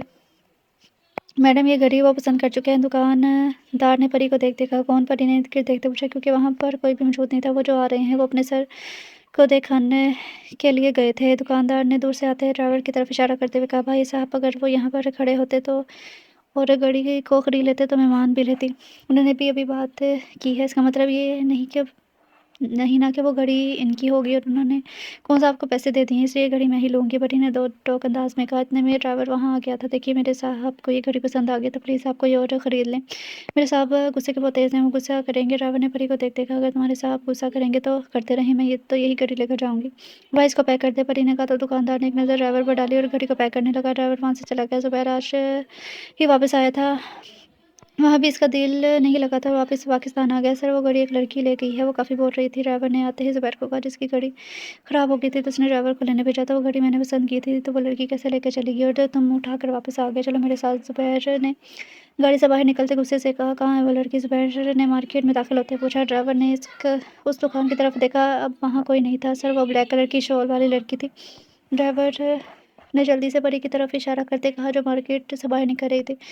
ज़ुबैर उसके पास गया और सर्द लहजे में कहा, मिस क्या आप थोड़ी देर मुझसे बात कर सकती हैं? ज़ुबैर ने संजीदगी से परी को देखते पूछा, जिसके पैर पाँव से ज़ुबैर की आवाज़ सुनकर वहीं थम गए थे। इस आवाज़ को वो कैसे भूल सकती थी? मिस मैं आपसे बात कर रहा हूँ। ज़ुबैर ने इस बार थोड़ा गुस्से से कहा। परी को ऐसा लगा जैसे वो भी गिर जाएगी। अपने कदमों तले ज़मीन खिसकती हुई महसूस हुई थी। कभी किसी ऐसे इंसान का अचानक सामने आ जाना जिसके बारे में आपने सोचा ना हो तो वो आपको शॉक ज़रूर कर देता है। इससे पहले परी पीछे मुड़ती से दूर से इब्तिसाम नज़र आया था। परी ने घबरा कर जल्दी से अपने चेहरे को कवर किया और वहाँ से भागते हुए निकली थी। लगता था आज सारे इत्तेफाक इसी के साथ होने थे। ज़ुबैर ने हैरानगी से परी को वहाँ से भागते हुए देखा। ये लड़की पागल है क्या? ज़ुबैर ने मुँह में बड़बड़ाते हुए कहा और खुद भी इसके पीछे चला गया। परी बस से जल्दी गाड़ी में बैठना चाहती थी, जब किसी ने पीछे से आकर इसको बाजू से पकड़ा तो परी को अपनी जान निकलती हुई महसूस हुई थी। इसे लगा तो सामने से देख लिया है। पिछली बार तो बच गई थी, इस बार तो सामने से नहीं छोड़ना था। ज़ुबैर जो इसके पीछे आया था उसने परी को बाजू से पकड़ कर इसका रुख अपनी तरफ किया, जिससे इसकी चादर सर से सरक कर कंधों तक आ गई थी। आप इससे पहले ज़ुबैर कुछ कहता, परी को देखते इसकी ज़ुबान को ब्रेक लगी। परी ने भी ज़ुबैर को अपने सामने नजराना देखा तो नजरें पलटना भूल गई थी। इब्तिसाम का खौफ और ज़ुबैर का जिंदा इसके सामने आना। ऐसा लगा कि इसका दिमाग घूम रहा है। ये कैसे हो सकता है? परी ने मुँह में बड़बड़ाते हुए कहा। इससे पहले वो ज़मीन पर सोती ज़ुबैर ने इसकी कमर में हाथ डाले, इसे खुद के करीब करते गिरने से बचाया था। वो तो अभी भी शॉक्ड खड़ा परी के बंद आंखों को देख रहा था। इसने कांपते हाथों से परी के चेहरे को छुआ। ये तो सच में मेरी शबनम है, ज़ुबैर ने मुँह में बड़बड़ाते हुए कहा। ज़ुबैर ने बेयकीनी से अपने बाहों में बेहोश खड़ी शबनम को देखा। उसने शबनम को उठाया और अपनी गाड़ी की तरफ लेके आया। सर ये तो वही लड़की है। ड्राइवर ने ज़ुबैर को देखते कहा, मुझे पानी की बोतल दो और तुम गाड़ी से बाहर चले जाओ। ज़ुबैर ने संजीदगी से कहा। ड्राइवर ने पानी की बोतल ज़ुबैर को पकड़ाकर गाड़ी से निकल गया। इसने पानी की बोतल को खोलते हुए छींटे शबनम के चेहरे पर डाले, जिसने मंदी सी आंखें खोलकर ज़ुबैर को देखकर फ़ौरन उठ बैठी थी। तुम जिंदा हो? शबनम ने बेयकीनी से ज़ुबैर को देखते पूछा, जिसकी हालत भी शबनम से कुछ मुख्तलिफ नहीं थी। यकीन तो इसे भी नहीं आ रहा था। मुझे समझ नहीं आ रही किस तरह मैं अपनी खुशी का इजहार करूँ। मैं जितना अल्लाह का शुक्र अदा करूँ उतना ही कम है। तुम सच में मेरी शबनम हो ना? ज़ुबैर ने शबनम के हाथों को अपने हाथों में लेते हुए खुशी से पूछा, जिसकी आंखों में आंसू तैरने लगे थे। उसने इस बात में सर हिलाते, मुझे लगा मैं पापा सही ने तुम्हें मार दिया होगा। शबनम ने भारी लहजे में कहा, मार तो उन्होंने दिया ही था, लेकिन शायद किस्मत मेरी अच्छी थी इसलिए बच गया। क्या मैं तुम्हें गले लगा सकता हूँ? ज़ुबैर ने शबनम को देखते पूछा, जिसने हैरानगी के तासुरात चेहरे पर नफ़ी में सर हिलाया था। नहीं अभी नहीं, अभी हमारा एक दूसरे पर कोई हक नहीं है और मुझे अब घर चलना चाहिए। तुम मुझे अपना नंबर दे दो, मैं तुम्हारे बारे में अपने भाई से बात करूँगी।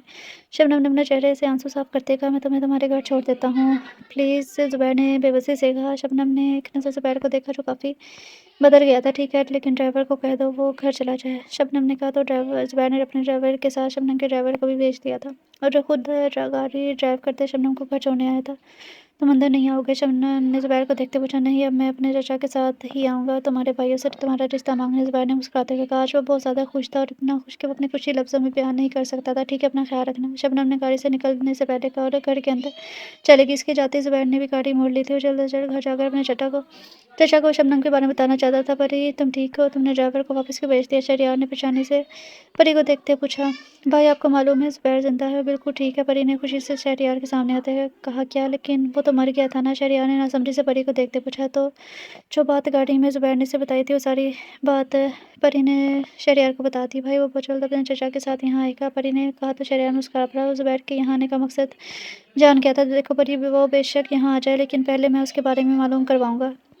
अगर मुझे उसमें कोई बुराई नज़र नहीं आई तो मुझे उस रिश्ते से कोई इतराज़ नहीं होगा। शहरयार ने संजीदगी से कहा। भाई मुझे पूरा यकीन है ज़ुबैर आपको ज़रूर पसंद आएगा, परी ने पूरे तमात लहजे में कहा। ठीक है, तुम कहती हो तो मान लेता हूँ, शहरयार ने कहा। तो परी मुस्कुराकर अपने कमरे की तरफ चली गई। पीछे शहरयार ने इस बारे में नाइल से बात करने का सोचा था।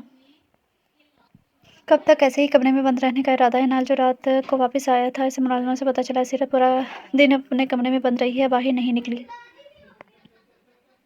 मुझे तलाक चाहिए आपसे, सीरत ने सवाल लहजे में कहा। नाइल के अपनी गाड़ी की तरफ जाते हाथ वहीं थम गए थे। क्या कहा तुमने? नाइल ने सीरत के सर पर खड़े होते सर्द लहजे में पूछा।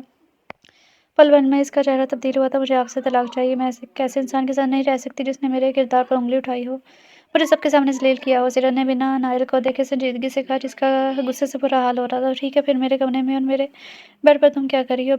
अभी निकलो मेरे कमरे से। नाइल ने सीरत को बाजू से पकड़ते से खड़ा करते कहा। पाँव में भी इसके दर्द था, लेकिन इसने ज़ाहिर नहीं किया। तुम्हें मुझसे अलहदगी चाहिए तो ठीक है, निकल जाओ मेरे कमरे से। नाइल ने सीरत को बाजू से पकड़कर घसीटते हुए अपने कमरे से बाहर धक्का देते हुए, जिसने बड़ी मुश्किल से खुद को गिरने से बचाया था। इस घर के सारे कमरे लॉक्ड हैं, अगर तुम्हें मेरे साथ नहीं रहना तो यहीं ज़मीन पर सो जाओ। नाइल ने इस ज़मीन की तरफ इशारा करते गुस्से से कहा। ज़ोर से दरवाज़ा बंद कर दिया। सीरत को इस बात की उम्मीद नहीं थी कि नाइल इसे कमरे से बाहर निकाल देगा। बेबसी से इसकी आंखों में आंसू आ गए थे। काश वापस आई आपको भी अपनी बेटी की परवाह होती तो आज मैं इस हालत में ना होती। सीरत ने अपने इर्द गिर्द देखते आंसू पीते कहा। हर तरफ अंधेरा छाया था और छोटे कदम पर थी सोफे पर आकर बैठ गई थी।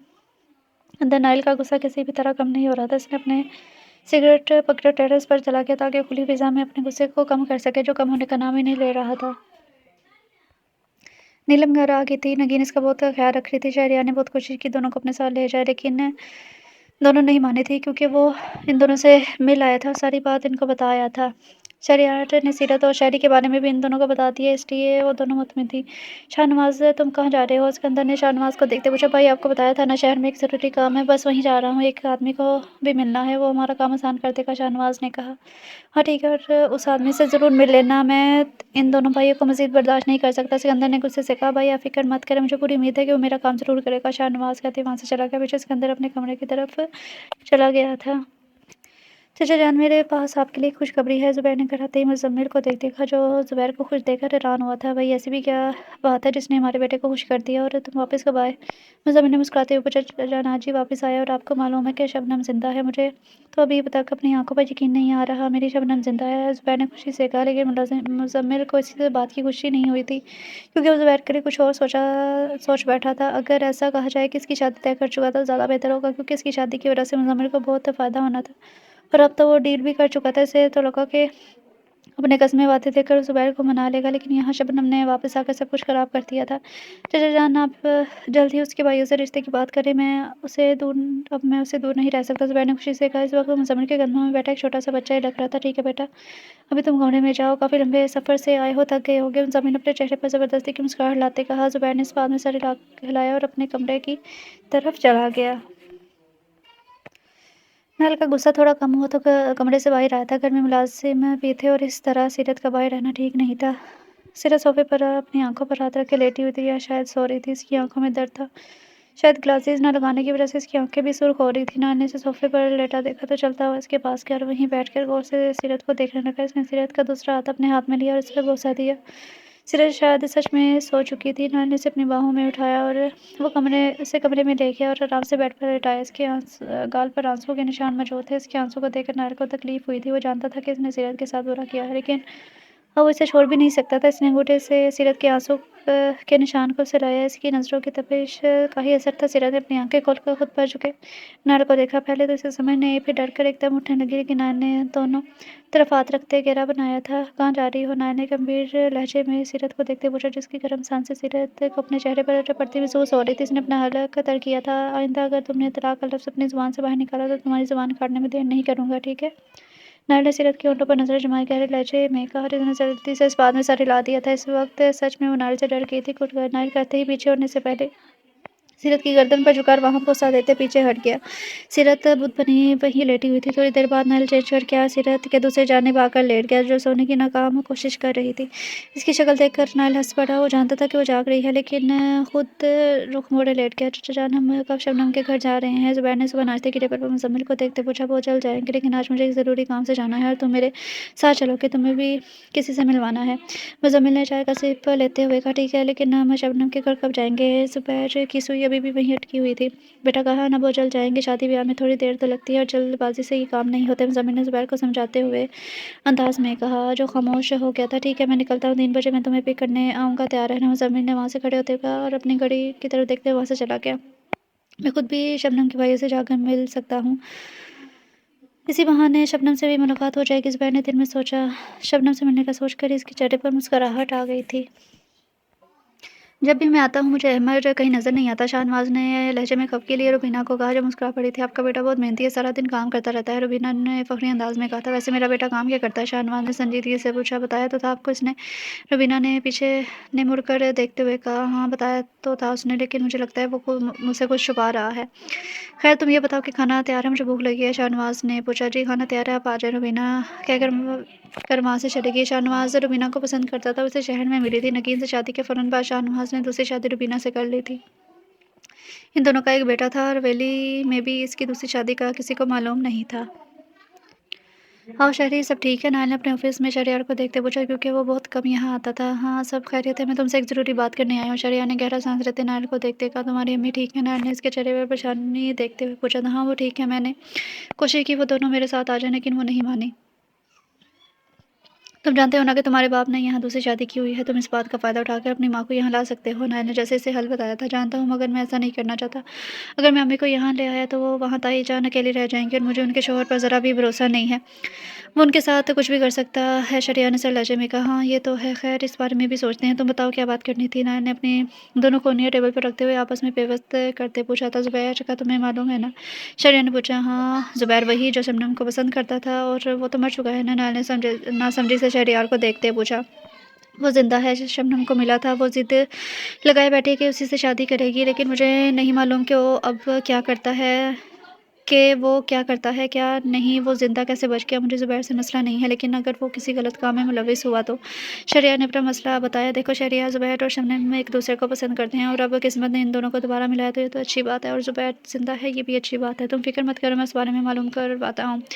नाना ने पीछे टेक लगाते हुए कहा। मुझे भी ज़ुबैर से कोई मसला नहीं है यार, इसलिए मैं चाह रहा था कि तुम भी उससे मिल लो, इसलिए मैंने उसे यहीं पर बुलाया है। आता ही होगा। शहरियार ने अपनी घड़ी की तरफ देखते हुए कहा, ये तो बहुत अच्छा किया तुमने। नायल ने कहा। फिर दोनों इर्द गिर्द की बातें करने में बिजी हो गए। शहरियार और नायल दोनों बातें ही कर रहे थे जब दरवाज़ा नॉक हुआ। जुबैर अंदर आया। जुबैर को देखकर नायल को खुशगवार हैरत हुई थी। मिस्टर जुबैर, कैसे हैं आप? नायल ने खड़े होते जुबैर के गले लगते पूछा। वो भी नायल को देखकर हैरान हुआ था। नायल हसन आप? जुबैर ने भी खुशी से पूछा, और शहरियार भी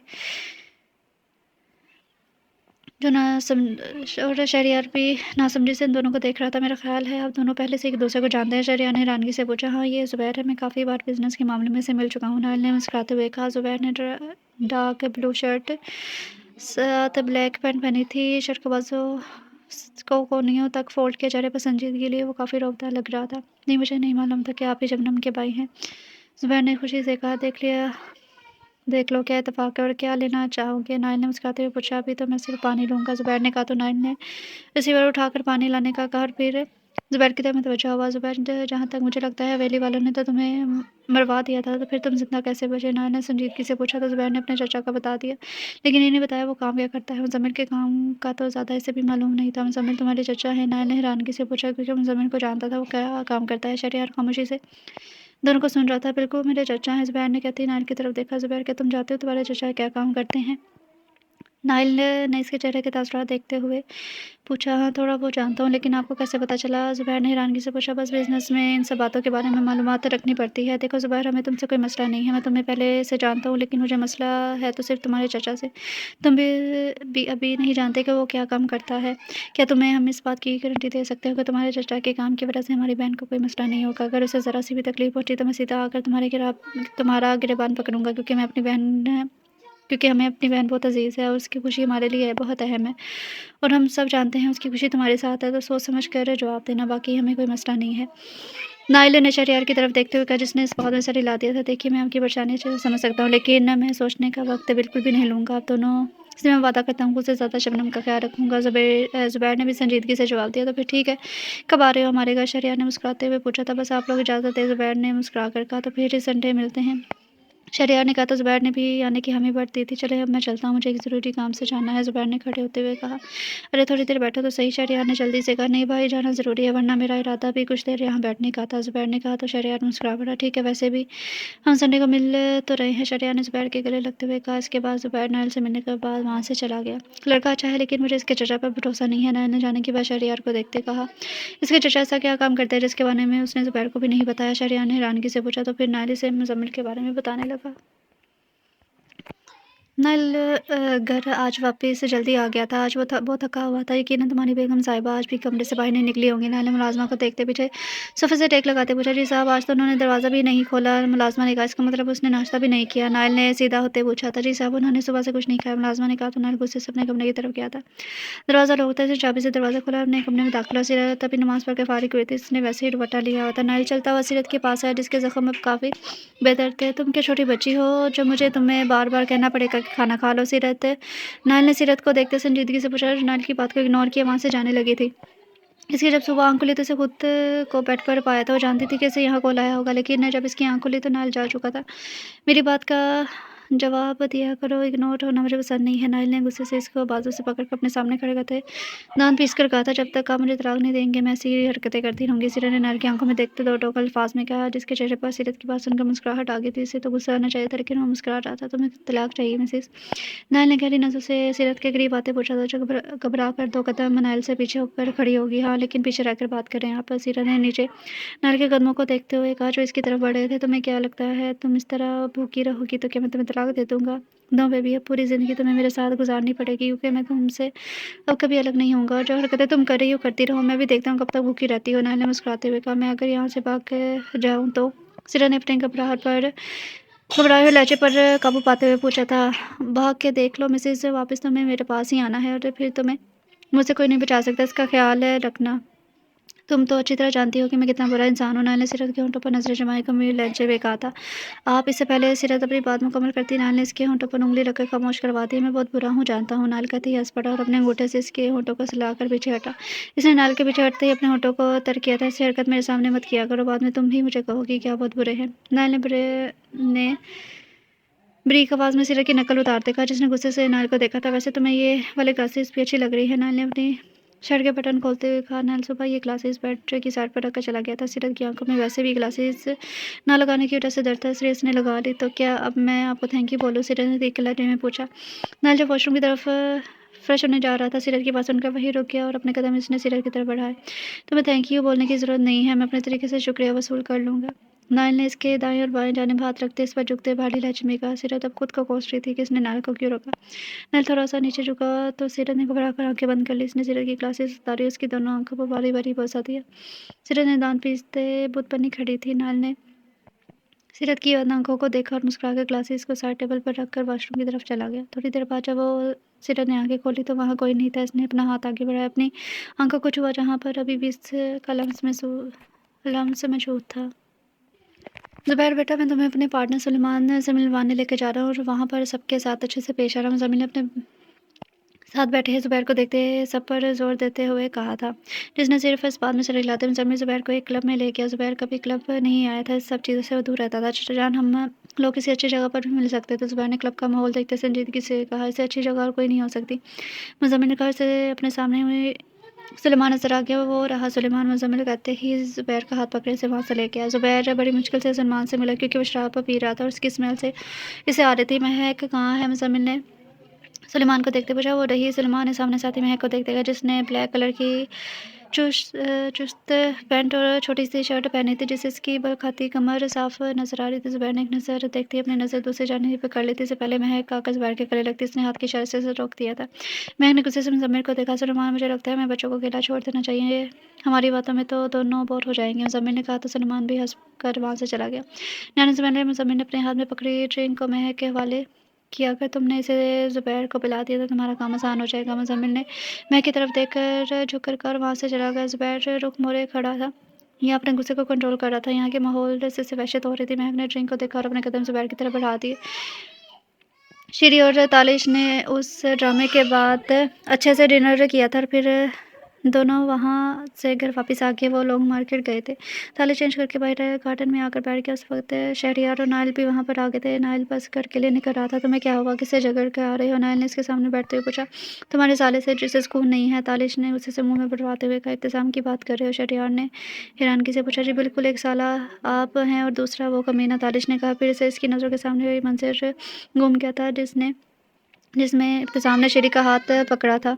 कितनी शर्म की बात है तालिश, मेरे भाई होते हुए तुम उसे मार खाकर आ गए। नाइल ने मुस्कुराहट दबाते अफसोस से अपनी गर्दन को हिलाते हुए कहा। शहरयार हंस पड़ा था। तुम लोग क्या चाहते थे, मैं उसे वही जान से मार देता? तालिश ने दांत पीसे। नहीं नहीं यार, हमें तो पूरी उम्मीद है तूने भी उसकी अच्छी खासी धुलाई की होगी। शहरयार ने तालिश के कंधे को थपथपाते हुए कहा। तुम दोनों एक नंबर के कमीने इंसान हो। तालिश ने वहाँ से उठते हुए कहा और अपने कमरे की तरफ चला गया, क्योंकि वो जानता था जब वो दोनों इकट्ठे होते थे तालिश बेचारा अकेला इनसे बातों में जीत नहीं सकता था, इसलिए वहाँ से चला गया।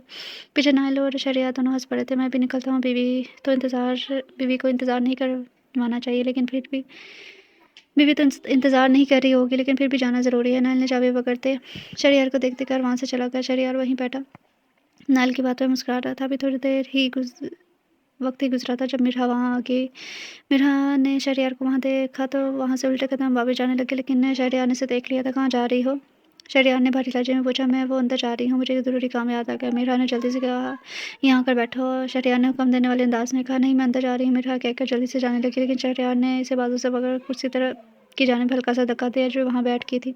शहरयार ने इसके दाएं और बाएं जानिब हाथ रखे, थोड़ा इसकी तरफ झुका, जिसकी खौफ के मारे आंखें फैल गई थी। मुझसे चुप क्यों रही हो? शहरयार ने संजीदगी से पूछा। मिर्हा ने अपना हल्क तरीके जैसे इसकी चोरी पकड़ी गई हो। नहीं तो मैं ऐसा क्यों करूँगी? मिर्हा ने शहरयार की तरफ देखते कहा। तुम्हें झूठ बोलना नहीं आता मिर्हा? शहरयार की नज़र इसकी आंखों से होते हुए होंठों पर आकर ठहर गई थी। मिर्हा ने इसकी नज़रों की तपिश महसूस करके इसके सीने पर हाथ रखे से वहाँ से उठना चाहा, लेकिन शहरयार एक इंच भी पीछे नहीं हटा था। शहरयार, मुझे अंदर जाने दे, मिर्हा ने इस अंदाज में कहा कि अभी रो पड़ेगी। शहरयार भी होश में आते पीछे हुआ। मिर्हा एक सेकंड से पहले वहाँ से अंदर की जाने भागी थी। क्या बनेगा तुम्हारा मिर्हा मैडम? शहरयार ने ठंडी आह भरते हुए कहा और खुद भी वहाँ से चला गया।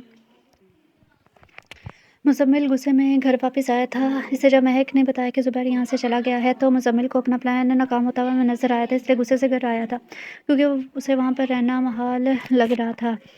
लेकिन घर में ज़ुबैर नहीं था। सर, आपसे मिलने कोई आया है, मुलाजिम ने आकर मुज़म्मिल को बताया। उसे ड्राइंग रूम में बिठाओ, मैं आता हूँ, मुज़म्मिल ने कहा और खुद को पुरसकून करने अपने कमरे से बाहर निकला। शाहनवाज़ अंदर बैठा मुज़म्मिल का इंतज़ार कर रहा था। मुज़म्मिल के आते ही वो खड़ा हो गया। ऐसे किसी ने मुज़म्मिल के बारे में बताया था कि वो हर तरह का काम पैसे लेकर कर देता है, इसलिए शाहनवाज़ यहाँ मौजूद था। मुज़म्मिल ने सिकंदर और शाहनवाज़ को देखा नहीं था, वरना उसे पता चल जाता है किसी शख्स ने ज़ुबैर को मारने की कोशिश की थी। मैं ये नहीं पूछूंगा कि मेरा तुम्हें किसने बताया, क्योंकि यहाँ हर कोई मुझे जानता है, इसलिए काम की बात करते हैं। मुज़म्मिल ने संजीदगी से कहा। शाहनवाज़ ने नादिर तालिश की तस्वीर को टेबल पर रखा। मुझे इन दोनों की मौत चाहिए। जितने पैसे तुम मांगोगे तुम्हें मिल लेंगे, लेकिन कहाँ मेरा काम हो जाना चाहिए, शाहनवाज़ ने कहा। तो मुज़म्मिल ने तस्वीरें उठाकर देख ली। मुज़म्मिल ने नाइल की तस्वीर देखते हुए हैरानगी से कहा, क्योंकि बिज़नेस की दुनिया में इनका काफ़ी बड़ा नाम था। तुम इसे जानते हो? शाहनवाज़ ने मुज़म्मिल के चेहरे के तासुरात देखते हुए पूछा था। इसे यहाँ कौन नहीं जानता?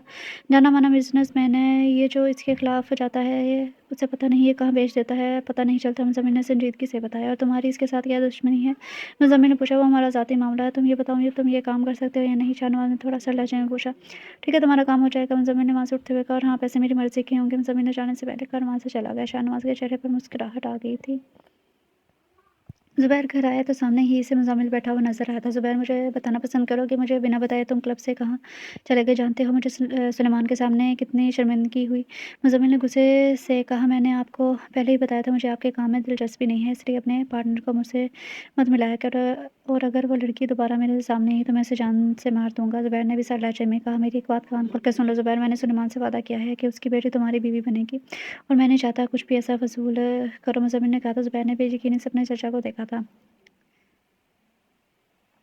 आप अच्छी तरह जानते हैं कि मैं शबनम को पसंद करता हूँ, उसी से शादी करना चाहता हूँ। फिर भी आपने उस लड़की के साथ मेरी शादी का वादा किया। अगर मुझे शबनम ना भी मिली होती तो भी मैं उस जैसी लड़की के साथ शायद कभी भी शादी ना करता। ज़ुबैर ने गुस्से से अपने चचा को देखते कहा। ऐसे यकीन नहीं आ रहा था कि इसका चचा सब कुछ जानने के बावजूद ऐसा कर सकता है। तो महक को बुरा भला बुरा भला कह रहे हो, तुम्हें इतना यकीन कैसे हो सकता है? तुम्हारी शबनम अभी तक पाक साफ़ है। वो लड़की ज़िंदा कैसे बच गई? किन लोगों के पास रही? इससे पहले मुज़म्मिल ने मज़ीद कुछ कहता ज़ुबैर ने वहीं हाथ का इशारा करते अपने मुज़म्मिल को रोक दिया था। बस शाहजहां बहुत हो गया, अब मज़ीद मैं शबनम के बारे में कुछ भी फ़िज़ूल नहीं सुनूँगा और मैं इस बात का हक़ आपको भी नहीं देता। क्या मेरी शबनम के किरदार पर उँगली उठाएँ? ज़ुबैर ने डाँटते हुए कहा। ज़ुबैर मत भूलो कि आज तुम जिस मुकाम पर हो, मेरी वजह से। मुज़म्मिल ने भी गुस्से से कहा। जानता हूँ चाचा जान, लेकिन आपके बिज़नेस को मैं बहुत पहले छोड़ चुका हूँ और अब जो मैंने अपना बिज़नेस ऑफ़िस बनाया है उसमें सिर्फ़ मेरी मेहनत शामिल है। आपसे लिया गया एक-एक रुपया मैं आपको वापस कर चुका हूँ, तो मेरे ऑफ़िस से, मेरे बिज़नेस से आपका कुछ भी लेना-देना नहीं है। और हाँ, मैं आज ही यहाँ से जा रहा हूँ। मुझे आपसे उम्मीद नहीं थी कि आप मेरे साथ ऐसा क कुछ करेंगे। ज़ुबैर ने हाथों की मुठ्ठियाँ बनाए सर लहजे में कर वहाँ से जाने के लिए मुड़ गया। नहीं ज़ुबैर, तुम इतनी आसानी से तो मैं तुम्हें नहीं जाने दूँगा, मुज़म्मिल ने टेबल को ठोकर मारते हुए सर लहजे में कहा। पास्ट सिकंदर के वालिद गुलज़ार ने एक बच्चे को लेकर गोद लिया था। इसकी अपनी अभी कोई औलाद नहीं थी, लेकिन जब उन्होंने बच्चे को गोद लिया तो अल्लाह ने इनकी भी सुन ली थी। गुलज़ार की बीवी ने एक लड़के को जन्म दिया जिसका नाम सिकंदर रखा था। लेकिन इनका बड़ा बेटा यावर, चूँकि यावर की माँ-बाप जो एक हादसे में गुज़र गए थे, और गुलज़ार यावर के बाप का बहुत अच्छा दोस्त था, इसलिए दोनों की वफ़ात के बाद यावर आगे-पीछे कोई ना होने की वजह से गुलज़ार ने इसे गोद ले लिया था। लेकिन गुलज़ार ने यावर के साथ इसके बाप का नाम खानज़ादा ही लगाया था। सिकंदर के बाद गुलज़ार को अल्लाह ने एक और बेटे से नवाज़ा जिसका नाम शाहनवाज़ रखा गया। शाहनवाज़ के बाद बेटी की पैदाइश पर गुलज़ार की बीवी खालिया हकीकी से जा मिली थी। गुलज़ार ने अपने चारों बच्चों को खुद पाला था। यावर जब बड़ा हुआ तो गुलज़ार ने इसके सामने अपनी ख्वाहिश रखी कि अपनी बेटी को इसी वली में रखना चाहते हैं। यावर गुलज़ार की बात समझ गया था। इससे भी शमीम से शादी करने में कोई मसला नहीं था, बल्कि उसकी आंखों के सामने बड़ी हुई थी। यावर और शमीम की शादी के साथ ही सिकंदर और नीलम की शादी होगी। यावर सलीम के साथ बहुत खुश था। शमीम बहुत अच्छी लड़की थी। कुछ माह बाद शाहनवाज़ की शादी भी नगीन से कर दी गई। गुलज़ार बीमार रहने लगा था, इसलिए गाँव के काम वगैरह भी नहीं देख पा रहा था और ये ज़िम्मेदारी गुलज़ार ने यावर को दे दी थी। लेकिन सिकंदर और शाहनवाज़ को ये बात हरगिज़ पसंद नहीं आई थी, लेकिन खामोश रहे थे। दिन गुज़रते गए, अल्लाह ने शमीम और यावर को एक खूबसूरत बेटे से नवाज़ा और नीलम के यहाँ भी बेटा पैदा हुआ था जिसका नाम उन्होंने इब्तिसाम रखा था। शहरयार और इब्तिसाम रखा था। शहरयार और यावर की पैदाइश भी एक दिन का फ़र्क था। शाहनवाज़ बहुत खुश था। दिन गुज़रते गए और गुलज़ार ने यावर को अपनी जगह देने का सोचा, क्योंकि वो जानता था कि यावर सिकंदर और शाहनवाज़ से ज़्यादा समझदार है।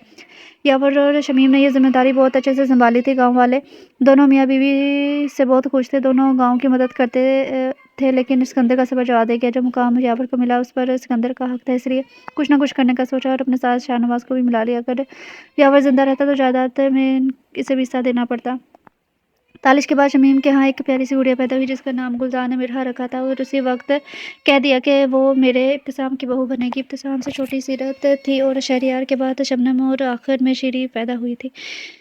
सिकंदर और शाहनवाज़ सोचते रहे कि किस तरह यावर को रास्ते से हटाया जाए। इनके काफ़ी मंसूबे नाकाम हुए थे। वक्त गुजरता गया और बच्चे बड़े हो गए। गुलज़ार अब बिल्कुल ही बेड से लग गया था। इसने अपनी ख्वाहिश का इज़हार किया। वो चाहता था कि मिरहा और इब्तिसाम का निकाह इसकी आंखों के सामने हो जाए। यावर सोच में पड़ गया था, क्योंकि मिरहा भी काफ़ी छोटी थी और गुलज़ार की बात की वो नफ़ी भी नहीं कर सकता था। इब्तिसाम की उम्र 20 साल की थी। काफ़ी सोच के बाद यावर और सिकंदर ने अपने बाप की खातिर दोनों का निकाह कर दिया। इब्तिसाम को मिरहा पसंद नहीं थी, लेकिन फिर भी इसने अपने बाप के कहने पर निकाह कर लिया। निकाह के 1 हफ्ते बाद ही गुलज़ार का इंतकाल हो गया। हवेली वालों काफ़ी दुखी थे। फिर गुलज़ार के गुज़रने के बाद सिकंदर और शाहनवाज़ ने यावर और शमीम को मारने का प्लान बनाया, क्योंकि अपने बाप के होते हुए वो वैसा कर नहीं सकते थे, लेकिन उस वक़्त कामयाब नहीं हुए थे। कैसी तबीयत है अब तुम्हारी? नाइल ने कमरे में आते हुए सीरत को देखते पूछा। आज इसका लहजा थका-सा सीरत को लगा था। वैसे तो नाइल आते ही फ्रेश होने चला जाता था, लेकिन आकर सोफ़े पर टेक लगाए आँखें मूंदे बैठ गया था। सीरत ने एक नज़र नाइल की तरफ देखा। सामने बैठा शख्स इंसान इसका शौहर था, जो अल्लाह ने इसके नसीब में लिखा था। जैसा हमसफ़र एक लड़की चाहती है, नाइल बिल्कुल वैसा ही था, लेकिन जो कुछ इसने सीरत के साथ किया वो सब बातें सीरत को नाइल से दूर कर रही थी। सीरत चलती हुई नाइल के पास आई। कुछ फासले पर इसके पास बैठ गई। नाइल महसूस कर चुका था, लेकिन इसने आँखें नहीं खोली थी। नाइल सीरत ने हिम्मत करते नाइल लहजे में नाइल को पुकारा, जिसने झट से आँखें खोलकर अपने साथ बैठी सीरत को देखा। इसकी आंखें सुर्ख हो रही थी। न जाने आज क्या हुआ था।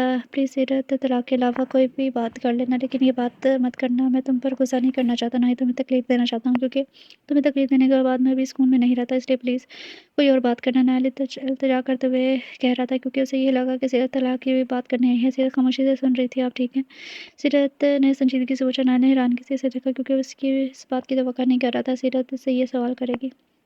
तुम्हें फ़र्क पड़ता है मेरे ठीक होने या ना होने से? नायल ने हल्का सा मुस्कुराकर पूछा। सीरत खामोश रही थी। आज के दिन मेरे मोमबत्ती में छोड़ कर चले गए थे। नायल ने गहरा सांस लेते खुद से ही बता दिया। सीरत ने नज़र झुका ली थी। अब इसे नायल की हालत समझ में आई थी। ये जानती हो सीरत, मेरे मोमबत्ती की जान किसने ली थी? नायल का पल भर में सर हुआ था। सीरत ने नज़र उठाए, नायल की तरफ देखा। खैर छोड़ो, नायल कहते वहाँ से उठकर चला गया। सीरत जो इसके जवाब का इंतजार कर रही थी, नायल के उठने पर खुद भी वहाँ से उठ गई और इसने जल्दी से नायल का हाथ पकड़ा जो आज इसे चोट पर चोट कर रही थी। कौन था वो? आपके मोमबत्ती की मौत का तो कार एक्सीडेंट में हुई थी ना? सीरत ने संजीदगी से पूछा। नायल ने पहले इसके हाथ को देखा, फिर इसे बाजू से पकड़कर पीछे दीवार के साथ लगाया, जिसने जोर से पीछे दीवार के लगने की वजह से तकलीफ से आंखें बंद की थी। तुम इतनी मासूम क्यों हो सीरत? या जानबूझकर ऐसा करती हो? तुम्हारे बाप और चाचा ने मेरे डैड की जान ली थी और देखो उसी शख्स की बेटी को मैंने अपनी बीवी बना लिया और उसकी हिफाजत कर रहा हूँ। नायल ने खोखले से हंसते हुए कहा। सीरत ने बेयकीनी से नायल को देखा था। आप झूठ बोल रहे हैं। बाबा सही अपनी बहन को कैसे मार सकते हैं? सीरत ने नफी में सर हिलाकर कहा। नायल ने अपनी सुर्ख आंखों से सीरत को देखा और खामोशी के साथ वहाँ से पीछे हट गया, क्योंकि वो जानता था कि अगर वो थोड़ी देर यहाँ रुका तो सीरत को नुकसान पहुंचा देगा। नायल मेरे सवाल का जवाब दे। सीरत ने नायल को जाते हुए देखा तो चिल्लाकर कहा, तुम्हारे घटिया बाप ने मारा है उन दोनों को, जिस तरह उन्होंने शबनम को मारने की कोशिश की थी। और प्लीज़ ये मत कहना तुम्हारा बाप ऐसा नहीं कर सकता। ये वो तुम्हारा बाप है, इंसान के रूप में छुपा एक शैतान है जिसने हमारी ज़िंदगी बर्बाद कर दी। तुम्हारे बाप को मैं इतनी आसानी से माफ़ नहीं करूँगा। और अगर तुमने दरमियान में आने की कोशिश की तो फिर मैं तुम्हारा भी लिहाज नहीं करूँगा। नायल ने सीरत को देखते माथे पर सख्त तेवर लिए कार वहाँ से चला गया। सीरत अभी भी वहाँ खड़ी थी। इसे यकीन नहीं आ रहा था कि इसका बाप इस हद तक गिर सकता है। हो सकता है नायल झूठ बोल रहा हो, सीरत ने मुंह में बड़बड़ाते हुए कहा।